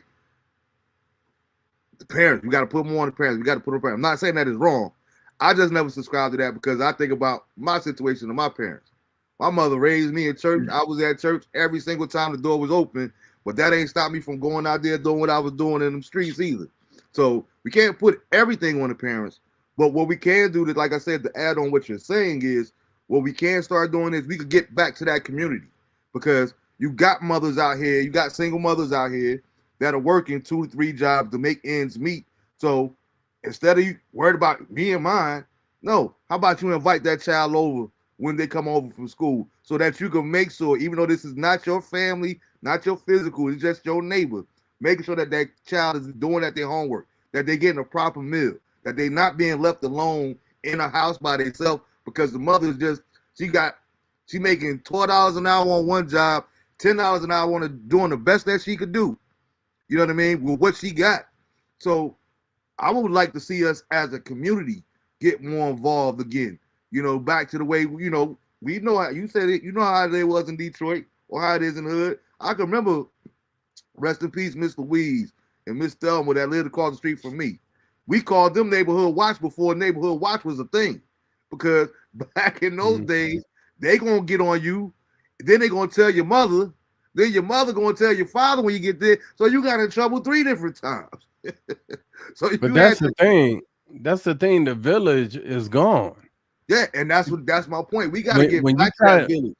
when you see a young brother, a young dude walking down the street, pants down, and you say something to him. Next thing you know, the mother banging on the door. You got something to say? Like they don't want, because they trying to be friends instead of being a parent. Now, if that ever happens to me, then guess what? Okay, then I'm gonna step back. But I can't let that type of reaction stop me. I'm talking about me personally. I Oh, me can't let the personally too. possibility of you doing that or that being your position as a mother stop me from doing what I feel like I need to do as a man. You know what I mean? Because I've At the seen. end of the day, I'll say something, so at least I can walk away saying, at least knowing that I said something. Exactly. So but if they don't want to follow that advice, so at least I know I said something. And that's my point. At least you could do from your perspective, each and one of us as adults, the least you could do is your bare minimum. Even if it's something as simple as, you shouldn't be wearing your pants like that. Have a little self-respect about yourself. Think about how the society looking at you, or why they were running one down on you when you dressed them like that, or you know what I mean. Whatever the case may be, and that has nothing to do with just gender. I mean, I'm not gender. I'm sorry. That has nothing to do with race. That you see something, you say something. That should be simple. That ain't hard to do. You know what I mean? Yeah. Because a lot of times, to your point, think about this. When you look at it from the opposite end of the spectrum, sometimes when you look at it from the child's perspective, a lot of this acting out behavior is a cry for attention. It's a cry for help. Because they don't feel love. They don't feel like nobody cares. Nobody ever told me I need to pull my pants up. They don't tell me I need to be not outside at 2 o'clock in the morning, 2 o'clock in the morning at 13 years old. Like to your point, we got to stop being our friends. I told my boys that they whole entire lives, and both of them could confirm it. The next time Light's on the show, he could definitely confirm it. But I would tell them from the time they was 3 years old to this day right now in their 20s, look, I'm going to always be your father first. Now, it's cool if we be boys or we get a friendship, but don't ever get that twisted, because I'm going to always be dad first. And anytime I need to play that position as a dad, even though you're a grown man now, if I need to have a conversation with you, father to son, that's what it's going to be. And I'm willing to jeopardize our relationship for that. You know what I mean? Even if you don't never want to talk to me again, because it's my response, is my not just my responsibility, it's my God-given responsibility to be a father first. And if you're a parent, whether you're a female or not, to your point, Sam, and I'm not trying to bash on them, but we see that way too much when it comes to our females. You know what I mean? And then we want to wonder why the next generation, or it's funny. Like you said, we y'all know already. I ain't even got to say it. I never name names. But I got a friend, right? They always talk about how I don't know what happened to the generation before, our parents. Because it's like, these dudes, they got no, they this, they feminine, they this, and they that, and they, whatever your reason may be. But you raise your son to be the same dude that you complaining about. Yeah. Make that make sense. You know what I mean? You complain about how soft they are, but you raising your boy, like to your point earlier. Oh, don't you say nothing to my son. If anybody gonna say something to my son, it's gonna be me. Now come on, baby, what you want to eat? Man, you don't know, eat no McDonald's. We going to Applebee's. I don't do no McDonald's, do no fast food. I want no dollar menu. Okay, you right. We gonna go to no, that's not parenting. That's not Man, parenting. you got females basically their sons have basically replaced the man in their life. And that's all it is. Like they going on dates, they going to dinner and stuff. Yeah, they not kissing or nothing. Because you know Some what it is crazy. called? In spirituality and sports, you know what it's called? It's called the path of least resistance. I don't want to hear man in that mouth. I don't want to hear a man holding me accountable. And men do the same thing. I know chicks, I know dudes like that that don't do relationships for that same so that same reason. Or we Yeah. always talk about how, and it's not. I'm just using this as an example. I'm not saying that it's in all cases, but you see a lot of men that are crossover. What's good, Dorothy? You see a lot of men that cross over and date outside the race. Why? What's the number one reason that most of them say? Because I ain't got time to be dealing with all that mouth. There's a lot less stress over here. She gonna help me build my dreams. She here to support me. She ain't here to tear me down in the process. And it's like I always talk about this when I was doing like marriage counseling or talk to people that's getting ready to get married or couples and different things of that nature. There, like for the people that are biblical and spiritual or Christians, when it talks about a man being the leader. That scripture does not say that you're supposed to submit to your husband or follow your husband as long as you agree with it. Back to your point all the time when we were children. You think about it outside of a romantic relationship. We didn't always agree with the rules of our parents' house. But guess what? When we look back all these years later, how many times you thank God for something that your father instilled in you, that your mother disciplines you about, that you know what I mean, that when you look back on it now as an adult, say, you know what? I didn't see it then, but that might be the main reason I'm still here today. Yeah. We don't want to hear that lipping relationship. I don't want to hear no woman coming at me like that. She don't want to hear no man coming at you like that. So that's why I say it's the path of least resistance, because who ain't gonna come at me like that? My child. You know what I mean? And it's funny that I'm even saying that, because that don't have to be necessarily true either in most cases. I remember growing up, West Side, elementary school, people that would come over and visit me in my house, or just in general, when they would find out some of the things that, because they always knew my mother was a church lady, but when they would find out some of the conversations that I would have with my mother, they were flabbergasted. Because me and my mother talked about everything. Sex, I mean, all this. I'll never forget. One time, this is how stone cold my mother was, yo. And I hope she don't get mad at me for telling this, but this is God out the truth. I remember it was a young lady I was dating at the church that we went to. My mother told her right in front of my face, leave my son alone, because he don't mean you no good. This is my mother. My mother cock blocking. My mother hating on me. You know what I'm saying? But we literally talked about everything. And people are like, how you talk about that with your mom? Because she created an environment where I felt safe for that there. So I could feel like I could talk to anything about my mom. My mom asked me how something looked or how something smelled. I'm keeping it real with her. You know what I mean? Because I don't want her. She asked me my opinion for a reason, because she know I'm not going to just tell her what she want to hear. Oh no, you girl, you killing that. And then everybody laughing at her. You see what I'm saying? So we got to get back to that. We forget the path of least resistance, but let's be able to get back to it. And like you said, stop making your sons the man in your life. That is the Bible talks about decency and order. That is out of order. That is out of order. I've had the same conversation and arguments with pastors and bishops, people that's high up in the clergy. Because when we talk about decency and order, your church, as unpopular as this may be, your church does not become before your wife. Your church does not become before your family.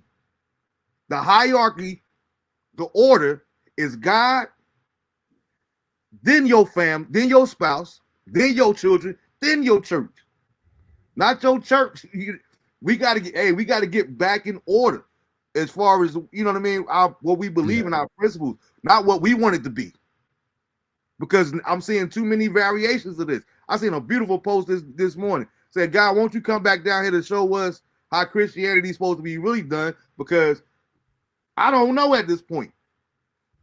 You got so many different things. I posted the picture and everybody was commenting on it last Sunday, with in Atlanta, the little pastor up there, they shouting and everything else. The spirit is high, and they paying to the first gentleman of the church. Got people up here kissing in the pulpit now. You know what I mean? So it's just it's oversaturated, almost like even as far as television. I was having this conversation with my son, my brother, not too long ago, and I was like, one of the problems is I think we're over access, and I'm done on it after this. But it's like people forget Satan is the prince of air. This internet, social media, and all that there is what? Airwaves, television. We have too much access to too much stuff right now. And it's not all that is bad for you. But I posted from time to time being funny, but I'll be actually sincere as well. I remember when TV went off. I remember come 2 o'clock in the morning, you seen the flag flying, and then it would stand by to 5 o'clock in the morning. You ain't getting nothing but fuzz. TV went off. Yeah. Now you go from having 5 channels, ABC, NBC, Fox wasn't even around at this time. You know what I mean? But you go from having 5 channels, maybe 4 top, 3 on the bottom, when you need appliance for the TVs, to now we got over 3,000 channels. You got do-it-yourself channel. You got the food channel. You got the military channel. You got A&E. You got the fat people channel. You got my 600-pound wife. We, Sports Center. It's like oversaturated. We have too much access and what that does is we get desensitized because we're so into this here and that there. You even talked about how you were guilty of it. Think about it like this. Talk shows, late night talk shows. Why stay up to 11:35 to watch it when I could just get up in the first thing in the morning and listen to the monologue on my ride to work or whatever the case may be? We have too much access, and when we don't live in the moment, people always talk. You always say because we always said we don't never want to sound like the old day, back in my day. But one of the friends was asking me, you always been in the music and going to concerts and comedy shows and this and that there. Like, what's the major difference? I said, we enjoyed the moment. In the 90s, you had to be there. That was the saying. You had to be there. You could tell somebody else about it, but if you wasn't there to experience it yourself, it was different. And because everything wasn't so saturated, we enjoyed going to the Peppermint Lounge there in Orange, New Jersey, and seeing talent, and seeing Bill Bellamy, and seeing some more, and Adele Givens, and Bernie Mac. The list goes on and on and on. Before Def Jam, this before black comedy was a thing. You see what I'm saying? And it's hard for people to imagine that now, but we had access to it. And it was like just this local spot. That's why when Def Jam did the 25-year anniversary, and it was, mega stars. But just that little 3 minutes where Adele Givens started talking about it. We had the Peppermint Lounge there in Jersey, and Tiffany Haddish like, what's the Peppermint Lounge? Like, girl, man, you think Apollo was something. You couldn't come through that. Like, if you could make it at the Peppermint Lounge, you knew you was gonna be funny. You know what I'm saying? So it was good for them to salute that, but it also made me appreciative of the fact that I'm not the only one that misses that nostalgia of it. Yeah. So to your point, yeah, man, let's get this community back. Let's get the village back. And how about we just, like I said, taking an interest in another young man? It's called an investment. You see somebody out there, like I said, it's too many single mothers out here that's trying to do it on their own. I'm at that point now. It's like, you know what? If I could be a male figure, I ain't trying to be nobody's father because I got 2 sons. Feel me? I'm not trying to be nobody's father, but I can still be a male figure. I think about how to this day, 30 years later, I still got a relationship with all my football coaches that are still alive because they were male figures, and you know what I mean? They gave me that access to them, and we built relationships. It wasn't just as long as you here, I'm a coach you. We got lifelong relationships. I still got teachers from high school and elementary school that I'm cool with. You know what I'm saying? So I just think is we have to age now. We have to start taking our responsibility to make sure that we contributed the best of our ability individually. This window was open. Who was neglect parents, landlords? The windows was open. Who was? Oh, I didn't even see the first comment. I'm sorry, Dorothy. Did you know a 2-year-old fell out a 20-story window at Elizabeth Towers, Newark, and died Saturday? Oh my God! I did see something like that, but I didn't get all the details.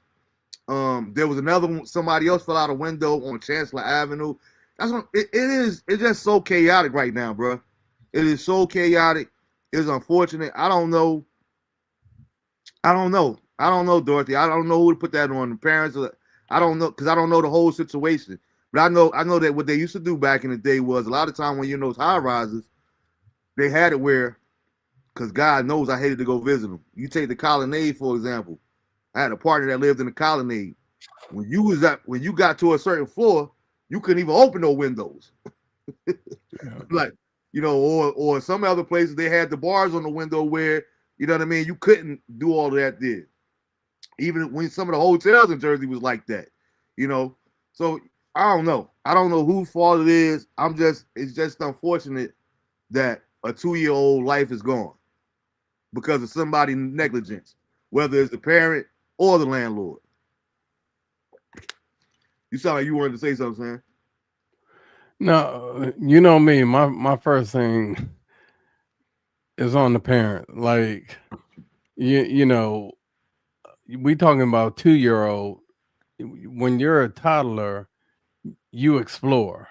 You're just learning how to walk. You're going everywhere, and as far as the landlord, like, how can you blame the landlord if the building was up to code?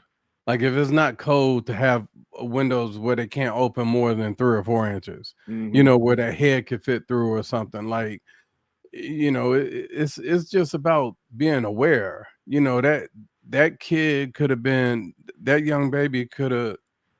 A parent may have thought they was on their tablet, you know, and because that kid is now walking, the parent may have just been on the phone texting, probably doing TikToks. Yeah, I'm not saying what that parent. I'm just Yeah, saying, yeah. like, just preoccupied Mm-hmm. and thinking that the tablet is doing its job. But I just hated that. I just hated that. You know, uh, as you said, a child was lost, but to even have to answer something like that because that parent has lost a child. And 2 years is not like I'm not saying that any age is a loss is harder than the other because we all deal with loss differently. Mm-hmm. But I would definitely think that they're going through it right now. But I I don't know if they have other kids in the house or anything on the backstory, Mm-hmm. but I definitely hate that it has it, and I think bars on windows I think are now illegal due to the fact like if there's a fire, firefighters can't get through. I Mm-hmm. know a lot of insurance companies don't cover certain things. I know, especially in residential, like single family homes and townhouses, like it's illegal to have bars on the window because there's a fire, you can't open the bars, you know, or let's say there's a latch, but because the bars have been up there so long, it's rusted closed.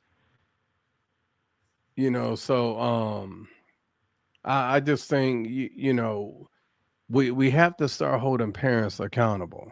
Mm-hmm. Absolutely. Start paying attention to your child. Right now, you got more parents thinking about just who's going to watch a kid. They still want to live their best life. They don't want to be called grandmother because it makes them seem old. If you're a grandmother, you're a grandmother. So I think it's just people just need to start waking up. But I really hate that happened. Yeah, me too. Dorothy said, I have been friends with my 8th grade teacher for 47 years now. That's amazing. Said it was an old building, no bars on the window. Drew said, no, Marv. I'm going to always blame all the adults in that apartment because they should have known better. Absolutely. Absolutely. I agree. I wasn't saying that it wasn't the parents' fault. I'm just saying, to Sam's point, everybody got to be there, but I won't give it into the semantics of parent. There's a 2-year-old that's going that should still be here. Doesn't At this point, it doesn't really matter. I'm one of those people. Like, one of the things that bothers me all the time is when we get the loss of life or we hear about death, when people, the first thing they ask me is, what happened? It doesn't matter what happened. I don't care if it was cancer. I don't care if they was hit by a car. My friend is gone. My family member is gone. It doesn't matter. You know what I mean? Some people that just like to know. Okay, well, if you just like to know, get that information from somebody else. I'm telling you, if you know me and you care about me and you love me, don't be asking me what happened. Or at least don't let that be the first question that you ask me. You know what I mean? Like that really peeves me. But everybody's different. I'm just speaking for me. Then you had the 10-year-old that got shot and killed along with that young female, plus 5 others got hit. I'm saying it was mad crazy in Newark this last week, bro. I've been seeing so much different stuff going on. Shout out to not Nara. He do live and stuff. He do a lot of stuff on Instagram and Facebook now. I started following him, and he's very active in the street. Keep up the good work, bro. But it's just so much going on, and people that believe in the power of prayer. At the end of the day, we need to be praying without ceasing. We need to be praying like never before for our families, for the Blues, for your neighbor's family, for the Puerto Rican families, for the Asian families, for everybody, because this world as we getting in, is sick. I was at work with somebody else last night, and they were talking about it and how it was just disheartening. I said, the sad thing is, because of my relationship with God and my prayer life, I said, I hate to be the one to inform you, but it's going to get a lot worse before it even gets better. We think we saying horrible times now, bro. It's going to be even worse. It's going to be even worse if we're still in this physical body here. So we got to stay prayed up like never before, man, because it's like the old saying, like Pac said it, but it was older than him. He just used it. We at the point where only God can help us. Only God himself can help us. Dorothy said also on Saturday at Chancellor Avenue on Leslie Street, 5 people were shot, 2 dead, including a 10-year-old and 3 injured in North. Yeah, that's the same thing Drew was talking about. That's the same story Drew was talking about. And it's crazy. And we just talking about Charlotte this weekend. We just talking about Newark. We ain't even talking about what's going on in Jew part of the world. We ain't talking about what's going on overseas. You know what I mean? Atrocity that's being committed to children and stuff over there. It's just so much going on at this time, man. And it's like, when we get up out of here tonight, I gotta find some funny stuff to post, because the stuff that I posted all week, man, it had me. I almost ain't even do the show tonight. That's how emotional I was, saying. It was like, I almost didn't do the show tonight because my heart is grieving. My heart is grieving because whether like I said, I don't even want to bring that all back up. What illegal, all this other kind of stuff. At the end of the day, people's lives should matter. The people's souls should matter for us believers. At the end of the day, and what are we trying to do to win souls? What are we really trying to do to win souls? So that's my main focus, man. Again, prayers to the Needham family. Also, the Jets player, I'm praying that he recovers. One of the cornerbacks, I didn't get a chance to see none of the story on that as well, but I did see one of the Jet, I believe it was a Jet cornerback, Chris something. Chris, he got shot. He was in critical. Last time I checked, he was in critical but stable condition. Let's keep him in prayer as well. But like you said, Sam, mental health is something that's crazy. I don't know what it is about the game of football, whether it's all trauma or different things. I never blamed football for me being crazy in the head, but it definitely it definitely and I can only imagine. I didn't even make it to college level. I didn't take my college opportunity to go play football in college. So I can only imagine what it's like when you've been doing that since Pop Warner to high school to college to NFL. And one of the things that I always tell people is the only reason I ever started playing football was because when I got on defense, it was like, and this is really my psyche, Sam. My first day of practice, Mm. when I went to tackle somebody, I said, "You mean to tell me I can hit this dude as hard as I possibly can and can't get in no trouble?" And I started using it as a form to, if I had a, my mother said something that I ain't like, cool, let me store that. Had a fight with my girlfriend, cool, let me store that. Me and my homie had a disagreement, let me store that. I'm gonna take it all out on the field. For these next 2 or 3 hours, I'm gonna release everything that I've been going through with on the field. I use it as an outlet. Can you imagine if you've been doing that for 10, 15, 20 years and all of a sudden that outlet is taken away from you? You know what I Yeah, mean? yeah. I wanted to say something real quick. As far as like NFL players, Mm, and not just NFL players, it's any professional athlete. Uh, I've had to counsel a lot of players to stay off social media, like stay off of it, like because you have players that they're popular in high school. They go to NFL. Some of them maintain that. Some people got to start over because you a 18-year-old playing against 23, 22-year-olds, mm, and you're posting about the draft. You're posting about now you got some money, so you're traveling. You're going to Ibiza. You're going to Tulum. You're going to like you're posting your life, and every time people see you, they're like, "Oh man, I watched the game the other night, and I didn't see you playing. Oh, I got traded." Like the thing is like they don't realize the blessing that they have, but I think a lot of times it's that stigma of not being the star anymore or mm, not being the main go-to. Sometimes it can happen from injuries. Somebody may recover from an injury and they don't they don't get back to 100%. mm, It could be like it could be mental. That's something I think happened to Brown. Played with the Steelers. It seemed like after Antonio Brown. this one hit, he was never the same after that. But I think that right there was probably injury. But man, you wouldn't believe how many young players talk to me about just being so depressed. Mm-hmm, So when you have millions, money ain't everything. mm, Yeah, from the outside looking in, it may seem like it, man. You don't want for anything, but when you got money, a lot of your friends are in your friends because of what you can give them. Them mm, coattail friends.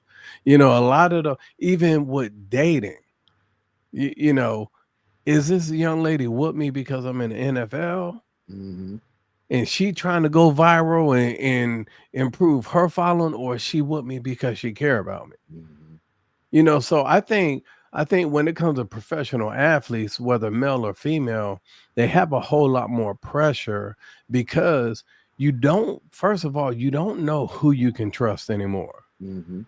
I mean, you got players that family members are robbing them blind. Absolutely. Like, so who it is so much stuff. So when you become a famous athlete, you literally have to just watch because people are never happy. I tell some players, I'm like, your family is never going to be happy with you just giving them a little money. Mm-hmm. They will never be happy until they have everything that you have. And that ain't happening. And that's the thing. So you know when it comes to like a lot of the parameters like these shootings and Like it's sad, but there's also I had a friend maybe 2 weeks ago. Um, her son came home and his fiance got his gun and she shot herself. He came home and discovered her, and the son is just in there playing. Mm, So looking at what they went through, and everybody thought it was fine, and he went on social media and he talked about it, and he talked about like there were flags probably that he just didn't know about. I mean, he just ignored mm, because he's just so happy with having a child, and he didn't acknowledge her having like they call it postpartum depression, and so, just certain aspects. But he was like he was so enamored by his son and them about to get married and everything that there was some issues mm, that or there like he literally said there were flags, but I kind of just ignored them because I'm like, well, as soon as we're married, these things are gonna be cool. Soon as our son starts school, like it's just all these things. So the thing is how is trying to decide how to say something and when not to. Like let's say I'll just give one quick example. Let's say Miss Dorothy, let's say me and her start dating, right? And we kind of like get in an argument. So me knowing today's world and most guys, let me sit back. When she ready to talk, she'll hit me up, you know. Now, on her side, if I try to blow her up, like when I say blow up, I'm talking about like call on the phone. Let me, They gotta be clear these days. yeah, I could call her like 5, 6, 7, 8 times. And she could be like, oh, yeah, he really care. Yeah, he hurting now. But then one of her friends could be in her ear, like, girl, he a stalker. He crazy. Girl, you better go get a restraining order if he called you that many times. But then if I sit there and just chill and wait to hear from her, You don't care. Yeah. oh, he ain't care. You see what I'm saying? It's like that catch 22. So when do you know when to do and when you don't? You know, like that's the thing. Like what her son said on the post was there were red flags, but he didn't think that they were that big. He's like, it wasn't like an abusive relationship.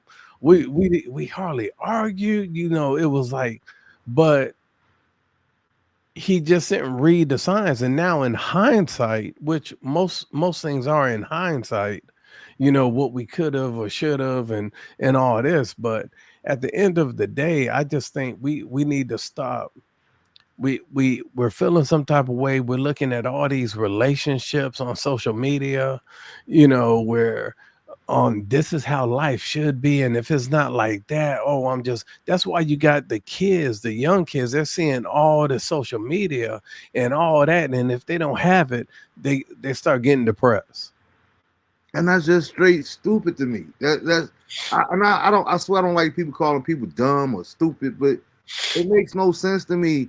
Like I was just literally having this conversation this previous week where somebody was talking to me about Whack 100 and something about Whack, and I was like, the reason that these people stay relevant is because y'all feed their energy. If you totally ignore these people, then they won't even have no platform. And that's the thing with this, especially with, like you said your point earlier, with social media nowadays, everything is about chaos and drama. Like the Inquirer was PG back then compared to the world that we live in now. Yeah, I don't even know these people. But the blue face, whatever dude name, and the last name is Rock. Because that's the only reason I paid them any mind was to see if it was one of Chris Rock's daughters.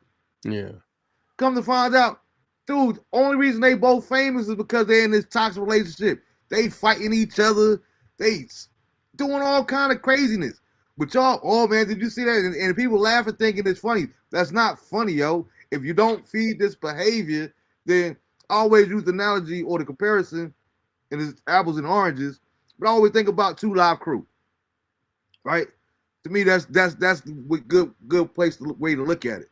When I think about 2 Live Crew, I was all for Luke and his First Amendment rights. I'm Yeah. glad he went up against the government like he did, and he went to the Supreme Court and all that there, fought for the right. They got to put the stickers on the thing. Having said that, I have never in my life purchased a 2 Live Crew tape or music or watched the video intentionally. I ain't gonna lie, I did. It's, it, That was my phase. I believe in your rights. It just wasn't for me. You know what I mean? Yeah. It was time. Now there's times that with me and my boys, we would be in different ciphers, and the video might come on, but we had some East Coast playing, but and they volume down just watching the video because the video is well worth watching. If you just put a different soundtrack to it. Yeah, rap after dark. Look, DT After Dark, yeah. I went through the phase where the only tapes I was getting were the ones that had the label on it, parental advisory. Like, Exactly. matter of fact, my first one I bought was, I didn't know what it was. I just saw the label, and I saw the little midget on there and these 3 guys that look crazy. And then I got it, the Ghetto Boys. Yeah. And man, I played that thing. I was like, but now I think back and I'm like, that's why we go through different chapters in life. And I think a lot of these, the young adults, like the 20s that are contemplating suicide and stuff, they don't understand that, like me being in my 50s, I've been like 4 different people in my life. Absolutely. And there's one of those person went through a lot of depression. One went through this gung-ho military phase. Like it was different things. But a lot of people don't know how to deal with themselves changing. Mm-hmm.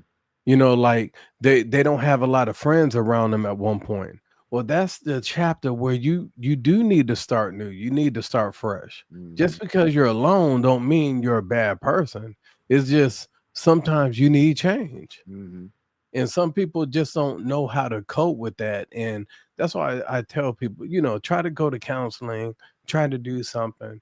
You can't always talk to family because family always going to be biased. Towards you. They're always, oh, whatever you do is good. They're gonna say whatever that's gonna make you happy, or they're not gonna tell you the truth. Mm-hmm. I choose to go to somebody that don't know me, don't know my wife, don't know any of our family, not in our circle. So when I get in there, I put my feet up on that dang on couch. I take my shoes off, and I'm like, get ready. We got an hour. And I just let it out because I know it truly stays in that room. Mm-hmm. But that's how I'm able, anytime I'm going through a phase, that's what I do. But I think when you got these players, they have counseling available. The NFL thing on health plan is huge when it comes to counseling. Like you go to anybody you want. Like it ain't everybody's in network when it comes to counseling. So you said they found 2 of them. Okay, yeah, I was just trying to get that for this pit. I did see that, Drew. They arrested 2 of them when that's related in the young man shooting. Dorothy, powerful statement, very true. Dorothy said, "Never be ashamed to ask for help if necessary or needed." I agree with Mr. Sam. I tell people, for me, I say if you are going through something, just know when you are ready to talk, just know I'm here. Absolutely. I say that on the show every week. I'm always available. And always end with "you matter to this world." From somebody got to say it, said, "Yes, sir, you got to move around and everyone can't." Thanks for the comment. Thanks for tuning in as well. Sometimes you need to release people out of your life for your peace and sanity because those people drain you. Absolutely. I agree 1,000%. I was thinking about that when Sam was talking earlier about the money and stuff in the NFL. I literally had this conversation with somebody He was asking me, you seem like you're the happiest that you ever been in your life.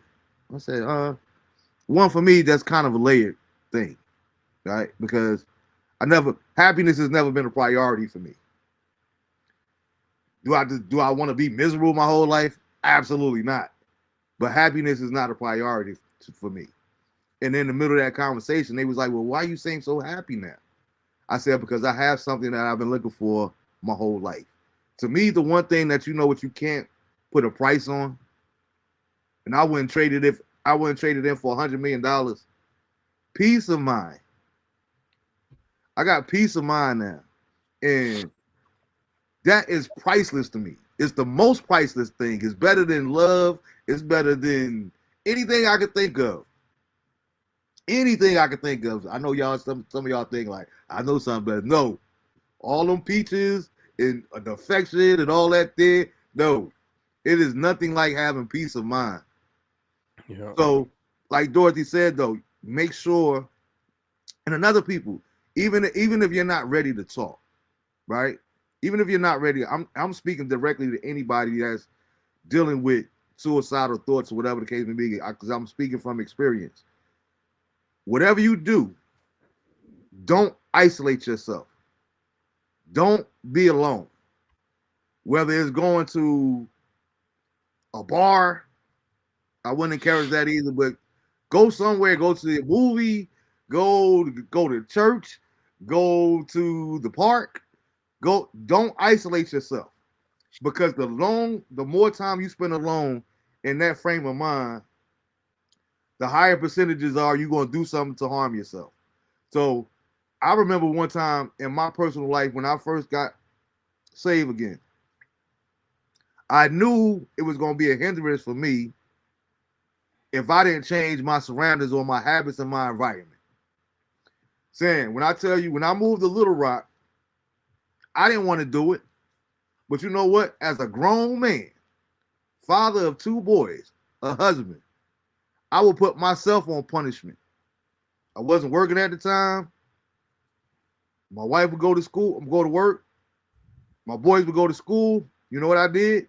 After I dropped them off, I would go straight to my mother's house and sit right there on the couch for a good 3 or 4 hours every single day. Because I knew if I had to stay at the house, I was going to pick up bad habits. I was going to start watching things that I ain't had no business watching. And it was days that I sat there on that couch to this day that I remember vividly crying. Because I'm like, why am I a grown man that has to put my own self on punishment? Because I knew myself as well. So sometimes it's about doing that thing that you don't necessarily want to do. Yeah. You know, people always talk about, I hate when people say that, especially church folk. And it's only because of my personal experience again, but when they say absurd stuff, I even call it stupid, absurd stuff like God would never want you to be comfortable. I remember a season leading up to my divorce. I wasn't even divorced at the time, but I remember God coming to me one day specifically telling me, I need you to learn how to be comfortable being uncomfortable. That's what he told me directly. So I don't want to, I've never subscribed to the whole God would never ask you to be uncomfortable, because that's what the definition of faith is. Yeah. Now, faith is the substance of things hoped for, the evidence of things not seen. How can you have confidence in something that you can't see and that you don't have any evidence of? So it's a slippery slope, but you got to be real careful. Like I said, I definitely want people to know I'm always accessible. Reach out to somebody. But even if you're not ready to talk, even if you're not ready to deal with whatever you're dealing with, don't isolate yourself. Don't find yourself alone, because I guarantee you it'll be it could go really bad. You said Dorothy said you just have to figure out what the real ones and family included. Mr. From somebody gotta say it. What's good? It's T Brown. Oh, all right. I'm gonna definitely be reaching out to you on Messenger, man. I really appreciate you tuning in. We've had a conversation about Chuck, rest in peace. And like I said, I'll holler at you. I'll holler at you once I'm done with the show, or sometime this week, sometime tomorrow. I'm gonna definitely get with you. But thanks for tuning in, bro. I appreciate that. Dorsey said, "Be right back. I have to make a pit stop." Cool. We gonna get up out of here anyway. But before we did, I had to address one more thing. Because my god brother, asked me, said, "Bruh, what you got against Shador?" And we gonna end it on a light note. One thing I love about most of our people, again, everybody's not the same, but one thing I love about our people is we're gonna stick together for the most part. You know, it's always gonna be an opposite end of that side, but truth be told, have a black folk, and it's not popular, but it don't mean that it ain't true. But have a black folk voted for Barack Obama because he looked like them.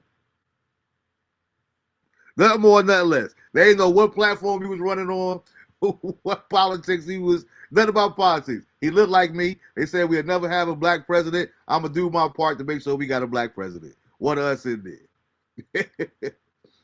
When I think about Shador Sanders, and I literally said it, I was being facetious, but I said it on my post. Now I just want him to get a few more starts. So y'all can see that he's not the dude that y'all hope he gonna be. Because everybody making an excuse for him. Same people making excuses for him now. Well, he didn't have a whole practice. He ain't get to get no reps with the first team. Guess what? No other backup in the NFL get to get reps with the first team either. But they got to be ready to go in the game when the first string quarterback go out. That's first and foremost. My problem is, as much as I love Deion, and I've always been a Deion fan, except for when he was with the Cowgirls. I love Deion, everything about Deion. The reason that everything is happening to Shador Sanders is because of Deion Sanders. If Deion hadn't been so vocal and going on an award tour on all these different talk shows, back to your point earlier, Sam, I feel like Shador's being held a casualty of war because of his father. And the reason I say that is Deion was the one. If you know how sensitive it is, if you know the game that's being played, you're a Hall of Famer. You the same dude that talk about you ain't taking when you got drafted, you ain't even take no interview with the New York Giants because you wasn't gonna be there. You always been cocky and all that there. But that's what worked for you. If as a father, and I'm never questioning anybody's fatherhood, but as a father, why would you make that role that much harder for your son? Deion, ain't nobody tell Deion to be going out here on every award show talking about, well, look, they know who they are. If they select my son, then he got another year of eligibility. He gonna go where I tell him to go. Like, how you gonna take an establishment like the NFL, the Shield, the people that's so powerful, they took a whole day from God, like they said in one of the movies. Deion put Shador in that hot seat. Having said that, keeping it real, we talked about this on the show too, Big Five. Shout out to Big Five. We talked about it on the show in the beginning stages of the show. When it came to Colin Kaepernick, like I was talking about Luke a little while ago, when it came to Colin Kaepernick, was he treated unfair? Absolutely. And I wanted to see him get some justification as whatever. However, he was not a great quarterback. He was not a good quarterback. He was a mediocre quarterback at best. So a lot of people were like, nah, man, they doing them dirty and all that. Yeah, the principle was, but it ain't had nothing to do with football skills. You know what I'm saying? And I feel the same way about Shador. Why? This is my frustration when it comes to Shador. And it ain't nothing personal at all. But why are we talking about Shador Sanders every single week? And he's a third-string quarterback that went in the 5th round. I haven't heard anybody talk about Cam Ward, who was the number 1 pick. You see what I'm saying? It was almost like Barkley and them was criticizing ESPN before they got on ESPN, when they were still at Turner last season. But why are we steady talking about the Lakers and the Lakers losing? We're not even talking about OKC and what OKC is doing. Every night we got to talk about the Lakers or why they lost, as opposed to giving these dudes their props. We steady talking about a third-string quarterback. Now he gets a chance to get in there, and I hope he does do better. I hope he does make it to an NFL quarterback, or to be at least a good quarterback.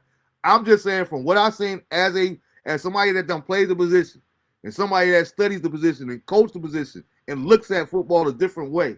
When I look at Shedeur Sanders, you benefited and you got put in this position, one, because you played for your father. No other coach would allow you to do half the stuff that he did. And two, you played with the Heisman Trophy winner. When you look at their record from HBCU and then the Big 12, like I think you had brought it up one time, Sam, about how he was like, what, 13 in Colorado. Now, I don't even think he played that many games at Colorado. He was, what, there 2 years? So he might have been like 500. This is the thing.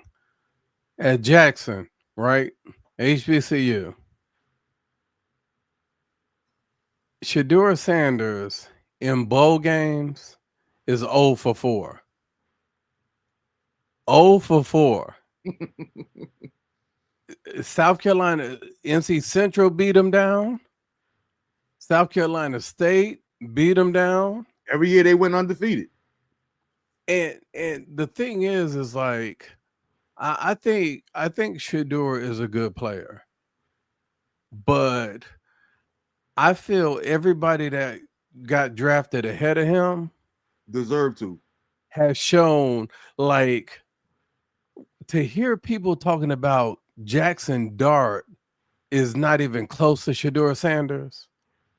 And you see what Jackson Dart has done, like their record doesn't necessarily reflect it, but you got a dang on Jackson Dart been doing this thing. And then I look at, like, Deion set him up, not just because of that, but he gassed him up. Like, how many players lost every bowl game and get their number retired in college? Come on, man. And the first year they went, Pac-12 was packed. They had Oregon. I mean, the Pac-12 was like a high offensive conference. Mm-hmm. You end up last. Like, yeah, the year before you only won one game and you ended up last in the conference. The Pac-12, you're last in the conference. Then you move to a weaker conference and you're like third to the last. But every time you went to a bowl game, like, and you see what Colorado's doing now. That's why I hate it for Deion, because he's going through like he had bladder cancer, like he's going through a lot. But I'm like, good, Kim? I'm like, the way the coaches ain't, you can't say you don't have the talent. You can't say the kids in your class you didn't recruit, because remember when he came to Colorado, he cut 88 players to bring in his own. He even said, "I'm bringing my own luggage." He said, "I got Louis." Right? He had more. Colorado has had more 4 stars and a couple of 5 than, like, I mean, he has the talent, but it's your coaches that have to be able to get that talent, to do what it do. To me, NC State, great recruiting, but Coach Doran can't put it together. Mm-hmm. Yeah. So I think, yeah, you have some NFL players that are like, come on as coaches, but Jordan was one of those that proved just because you was an amazing player don't mean you necessarily, like Warren Sapp. I love Warren Sapp. Warren Sapp is an amazing motivator, but I don't think he's a good coach, because Warren Sapp was a freak of nature. Like, he wasn't built like Shannon Sharp. Like, each year I remember they would say Shannon Sharp got voted the best in shape, in the NFL. Warren Sapp won the worst physique in the NFL. Like, he ain't lift weights, but he could play ball. So I just think like he's a great motivator, but Warren had that natural. Like it wasn't he was just natural at doing it. So I think they just demoted the offensive coordinator to just a quarterbacks coach, but they're gonna have to do something. But I just hate it for Dion because I'm such a fan, but to see all the health, the medical stuff he going through, Mm-hmm. um, you hate it, but you right. He put that target on Shador back. Like he's the one who said this.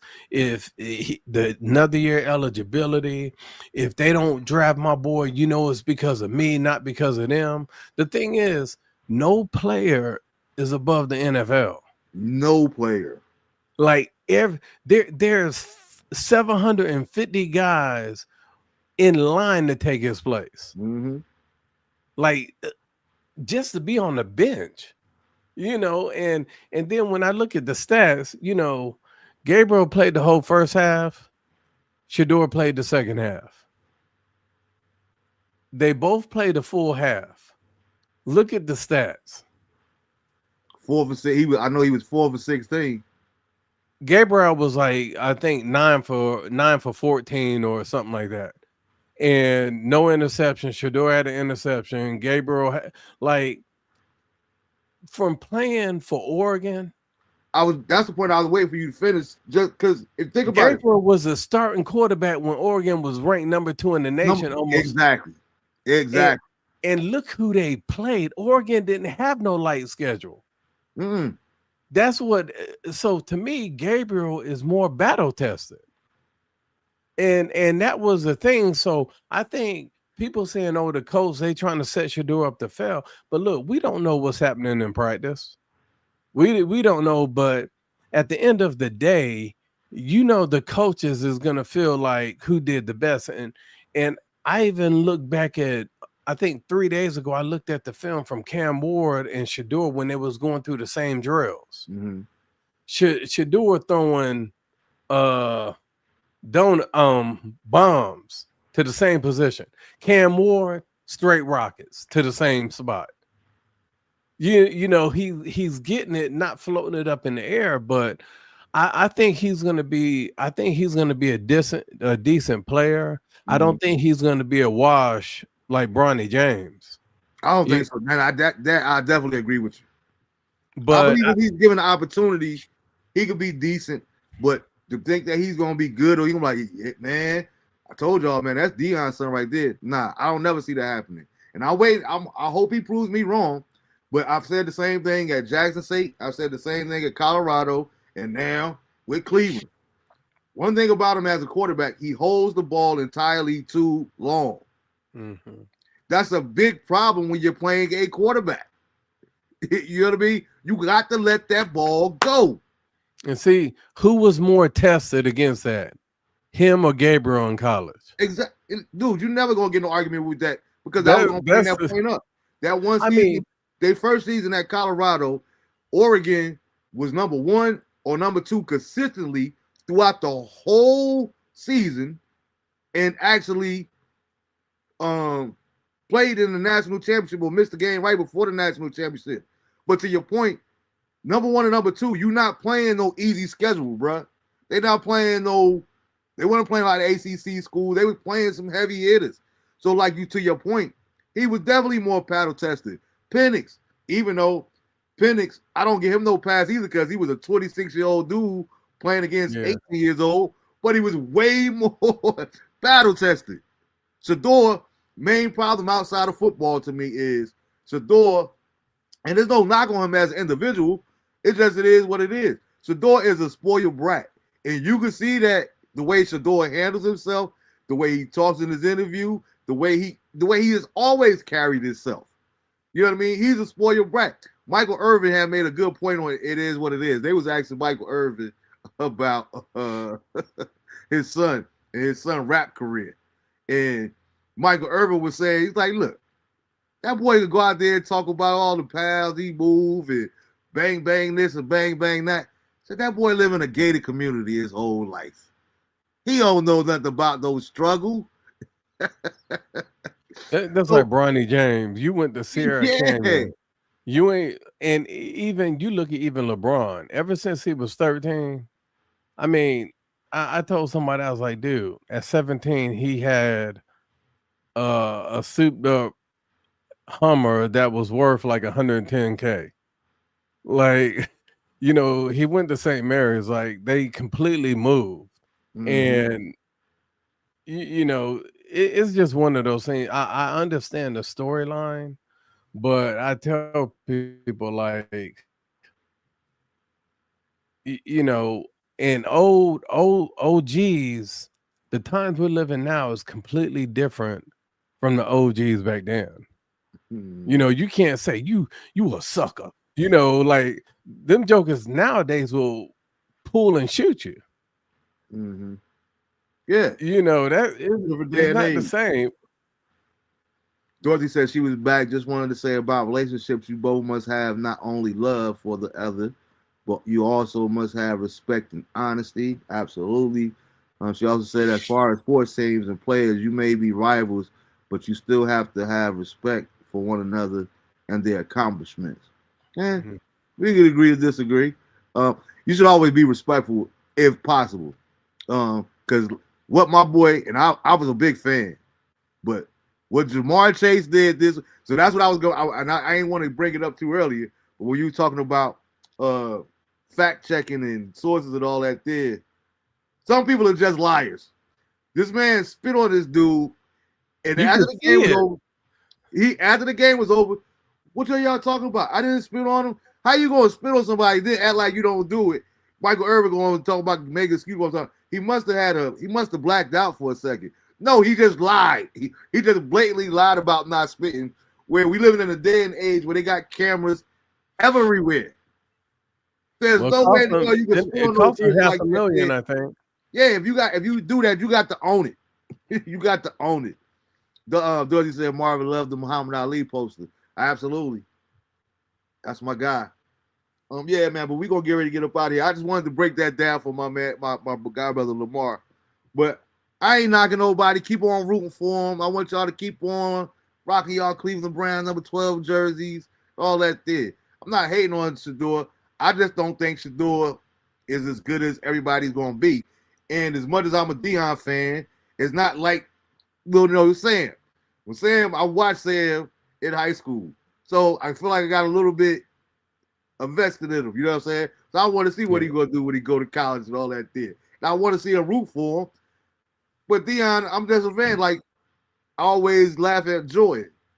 You're gonna end your 30-year not friendship, but your brotherhood with Charles Barkley, all because he keep it real about how sorry your Charlotte Hornets is. But your position is, oh, we family. How you go? He's doing his job. I don't think Shador is a great quarterback. Period. I hope he proves me wrong. And I don't think I'm definitely not saying that he's trash because he has enough to work with. He's very accurate. His completion rate is outstanding. But I think, like we talking about numbers earlier, numbers could be due. If you're throwing a whole lot of little 3-yard outs, I would expect your and that's again, that's not, and I'm not comparing the two, but I do remember clearly thinking that Peyton Manning should have not even been in the Heisman conversation because he was throwing to a dude named Peerless Price. Those that know what I'm talking about. Fans of Tennessee or whatever. He was throwing little 5-yard outs, and Peerless Price got that mud 60, 70 yards, 80 yards sometimes. So that ain't got nothing to do with being a quarterback. Just get that mud something simple. Get a credit to the receivers and whatnot. But yeah, man, that was pretty much it, man. Like I said, I wanted to do some more research, but my heart goes out to the Needham family. Um, Gone too soon, and we didn't get to talk about it on here. Maybe we'll get into it next week too. Um, I couldn't talk about it when it's fresh, but the Lacey kid from LSU, it's just sad, man. It's really sad to see pressure being put on. Oh, got to get this in before we get up out of here. You was talking about the pressure that these NFL players go through with and all that there. You and Drew were talking about the parents. A lot of this stuff, I blame on these coaches too, man. We got to stop putting these kids, especially like not the NFL, but these kids. Dude, I'm seeing Pop Warner coach. That's one reason I stopped coaching. Pop Warner, you got this dude that's 8 years old, eighth grade, not even in high school yet, but you got this dude thinking he all world. Like you're not even gonna make your high school team, bruh. Where do you get the audacity to think that you on your way to the Hall of Fame? You haven't even started playing real football yet. But you got this ego and this air about you because all these coaches blowing your head up, just like Dion was doing for Shador. Now it's different with Dion because his son. Same case scenario. I've seen coaches that know good and well that know football, know their son shouldn't be the quarterback. But guess what? Because I'm the head coach, my son gonna be the quarterback. Even though you know your son should not be the starting quarterback. So that's what I always say. I'm a little different because my son will tell you, even when I was coaching him, we was on the teams that I coached. Me and my son never had a conversation on the field because I don't never want to be put in that position. No, whoever's worthy of the spot, that's who I'm gonna have out here on the football field. Whether you a son, a nephew, a cousin, whoever. Best player gonna be on the field when you playing for me. So again, stop putting all these pressure on some of these dudes because, like I said, some of these cats, before they even get to high school, they got to walk. So imagine, to your point, when you talking about the professional, can you imagine 6th, 7th, 8th grade, you done been built up like this here, and everybody feeding your ego, and they coming to see you play on Saturday, and they can't wait to see you and pat you on the back, and then you don't even make your high school team? You want to talk about the press? Talk a reality check. So let's stop putting all this pressure on these kids, man. Unnecessary pressure. Let's put it that way. I'm not saying don't put no pressure on them or to apply themselves, but let's not put unnecessary pressure on these kids because everybody's not mentally as tough as we are. We don't know what nobody's stability is. So again, let's make sure we mindful of that as well as being accessible to somebody. From time to time, hey, you see your neighbor outside, hey, how you doing? Don't make you a bad person. Just want to say hi. Make sure you good. Everything been good. How's your family doing? Doesn't cost you anything. I remember when I got to Little Rock and people would do that and speak. I'm like, what's wrong with these people? Because it wasn't a part of the culture that I grew up in. Like, I've seen people get shot for people speaking to people that they don't know. You know what I mean? Yeah. I don't have to live by those rules anymore because I'm older now and I want to do better. So it's all right to check on people, make sure everybody good. Hey, make sure family doing good, the wife doing good. All right, I'll holler at you. But you never know the difference that it'll make in somebody's day just knowing that you said accessible. They might have been going in there about to harm themselves because nobody notices me. Nobody notices me. Nobody even speaks to me, nothing. So let's be mindful of that there, man. Do you have anything you wanted to add before we got up out of here? Oh, no, I think you did good covering that. All right, man. I definitely appreciate you all, man. We coming up on this holiday season. I think we got one more show before Thanksgiving, maybe 2. Yeah. Coming up quick, man. And these years, as we get older, man, time is flying. Man, I say it all the time, especially since, in my opinion, like 2020, when the virus hit, it seemed like I call it BC before Corona because everything is just like running together, bro. Realize we got less than 60 days left in this year. And we were just complaining about Trump, not you, but we were just, most of y'all was complaining about Trump getting in office. We ain't even had this month for a whole year yet. It's like this whole year that disappeared. Only thing that seems to take forever is Trump presidency. Dorothy said unnecessary pressure can cause depression. Also, when you can't live up to what people expect from you. Thank you, gentlemen, for a great show. Absolutely. We thank you for tuning in as well. And that's my point earlier, Dorothy. And like I said, I trained my son up in that, but I would encourage other parents to have that conversation with them too. Don't try to live up to other people's expectations. Because you know what? Having those people that's putting those expectations on you, they ain't lived up to them their damn self. So why would you let somebody else hold you to a standard that they haven't met themselves? That makes no sense when you think about it logically. So don't accept those expectations, man. Do your best at all costs. At least Trump can't run again. We shall see. I believe it too. But that was funny. You talk about him trolling with sending Gavin 2028 hat. 100 of them. Trump know what he doing, man. But man, Look, yeah, the next time people are gonna have to worry about Trump is in 2045 when the sun come around. when Barron run. They're already putting that into play. So I just tell people just got to make sure you put some competent people in. Mm-hmm. You know, like just putting people in just to put them in. You know, that's times are just changing. People are more focused on their wallets. They're more focused on their family livelihood, and I don't see a lot of people talking about that right now. Mm-hmm. So let's get back to the things that matter the most, the important Yeah. things. With that being said, everybody know I love you guys, man. I stress it during the show. I'm gonna say it again. Let's stay prayed up. I don't care what your affiliation is, what your political views are. Let's stay prayed up if you believe in the power of prayer. Um, keep God first in your life, and work on that relationship.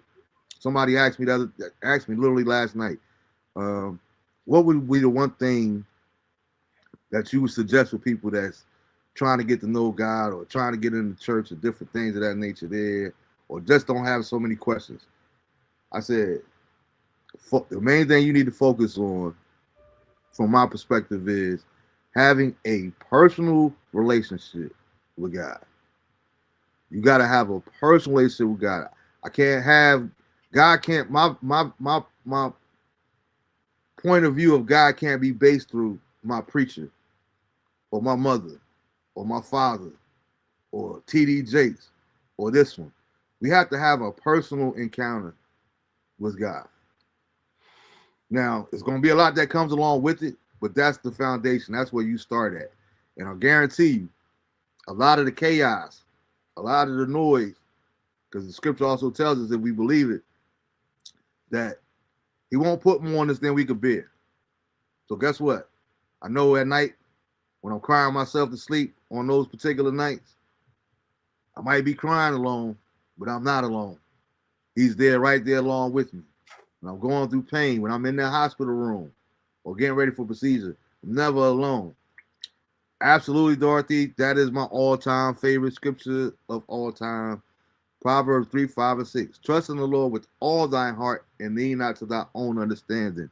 In all your ways, not some of your ways, not the good ways, not the bad ways, but on all your ways acknowledge him and he shall direct your path. So let's be encouraged. Work on that personal relationship with God, not just with God, but build it. Let's all do our part in getting the community and village that me and Sam are talking about. Let's do a better job at, you know what I mean, overextending ourselves to let people know that they're not going to do anything alone and they have somebody that they can reach out to. Love on each other as much as you possible while you can. And with that being said, man, we out of here. As usual, signing off. You guys know that I love you all. You guys know that I'm here for you. All you got to do is just reach out to me. I thank Sam for always stepping in and joining and being a part of the show as well. I appreciate your contribution, man. I like to let you talk on here because you don't do as much talking on the other. But I appreciate it, man. And as usual, signing off, man. DeAndre and Lisha, know that Daddy loves you intentionally, but I also love you unconditionally. Till next week, peace.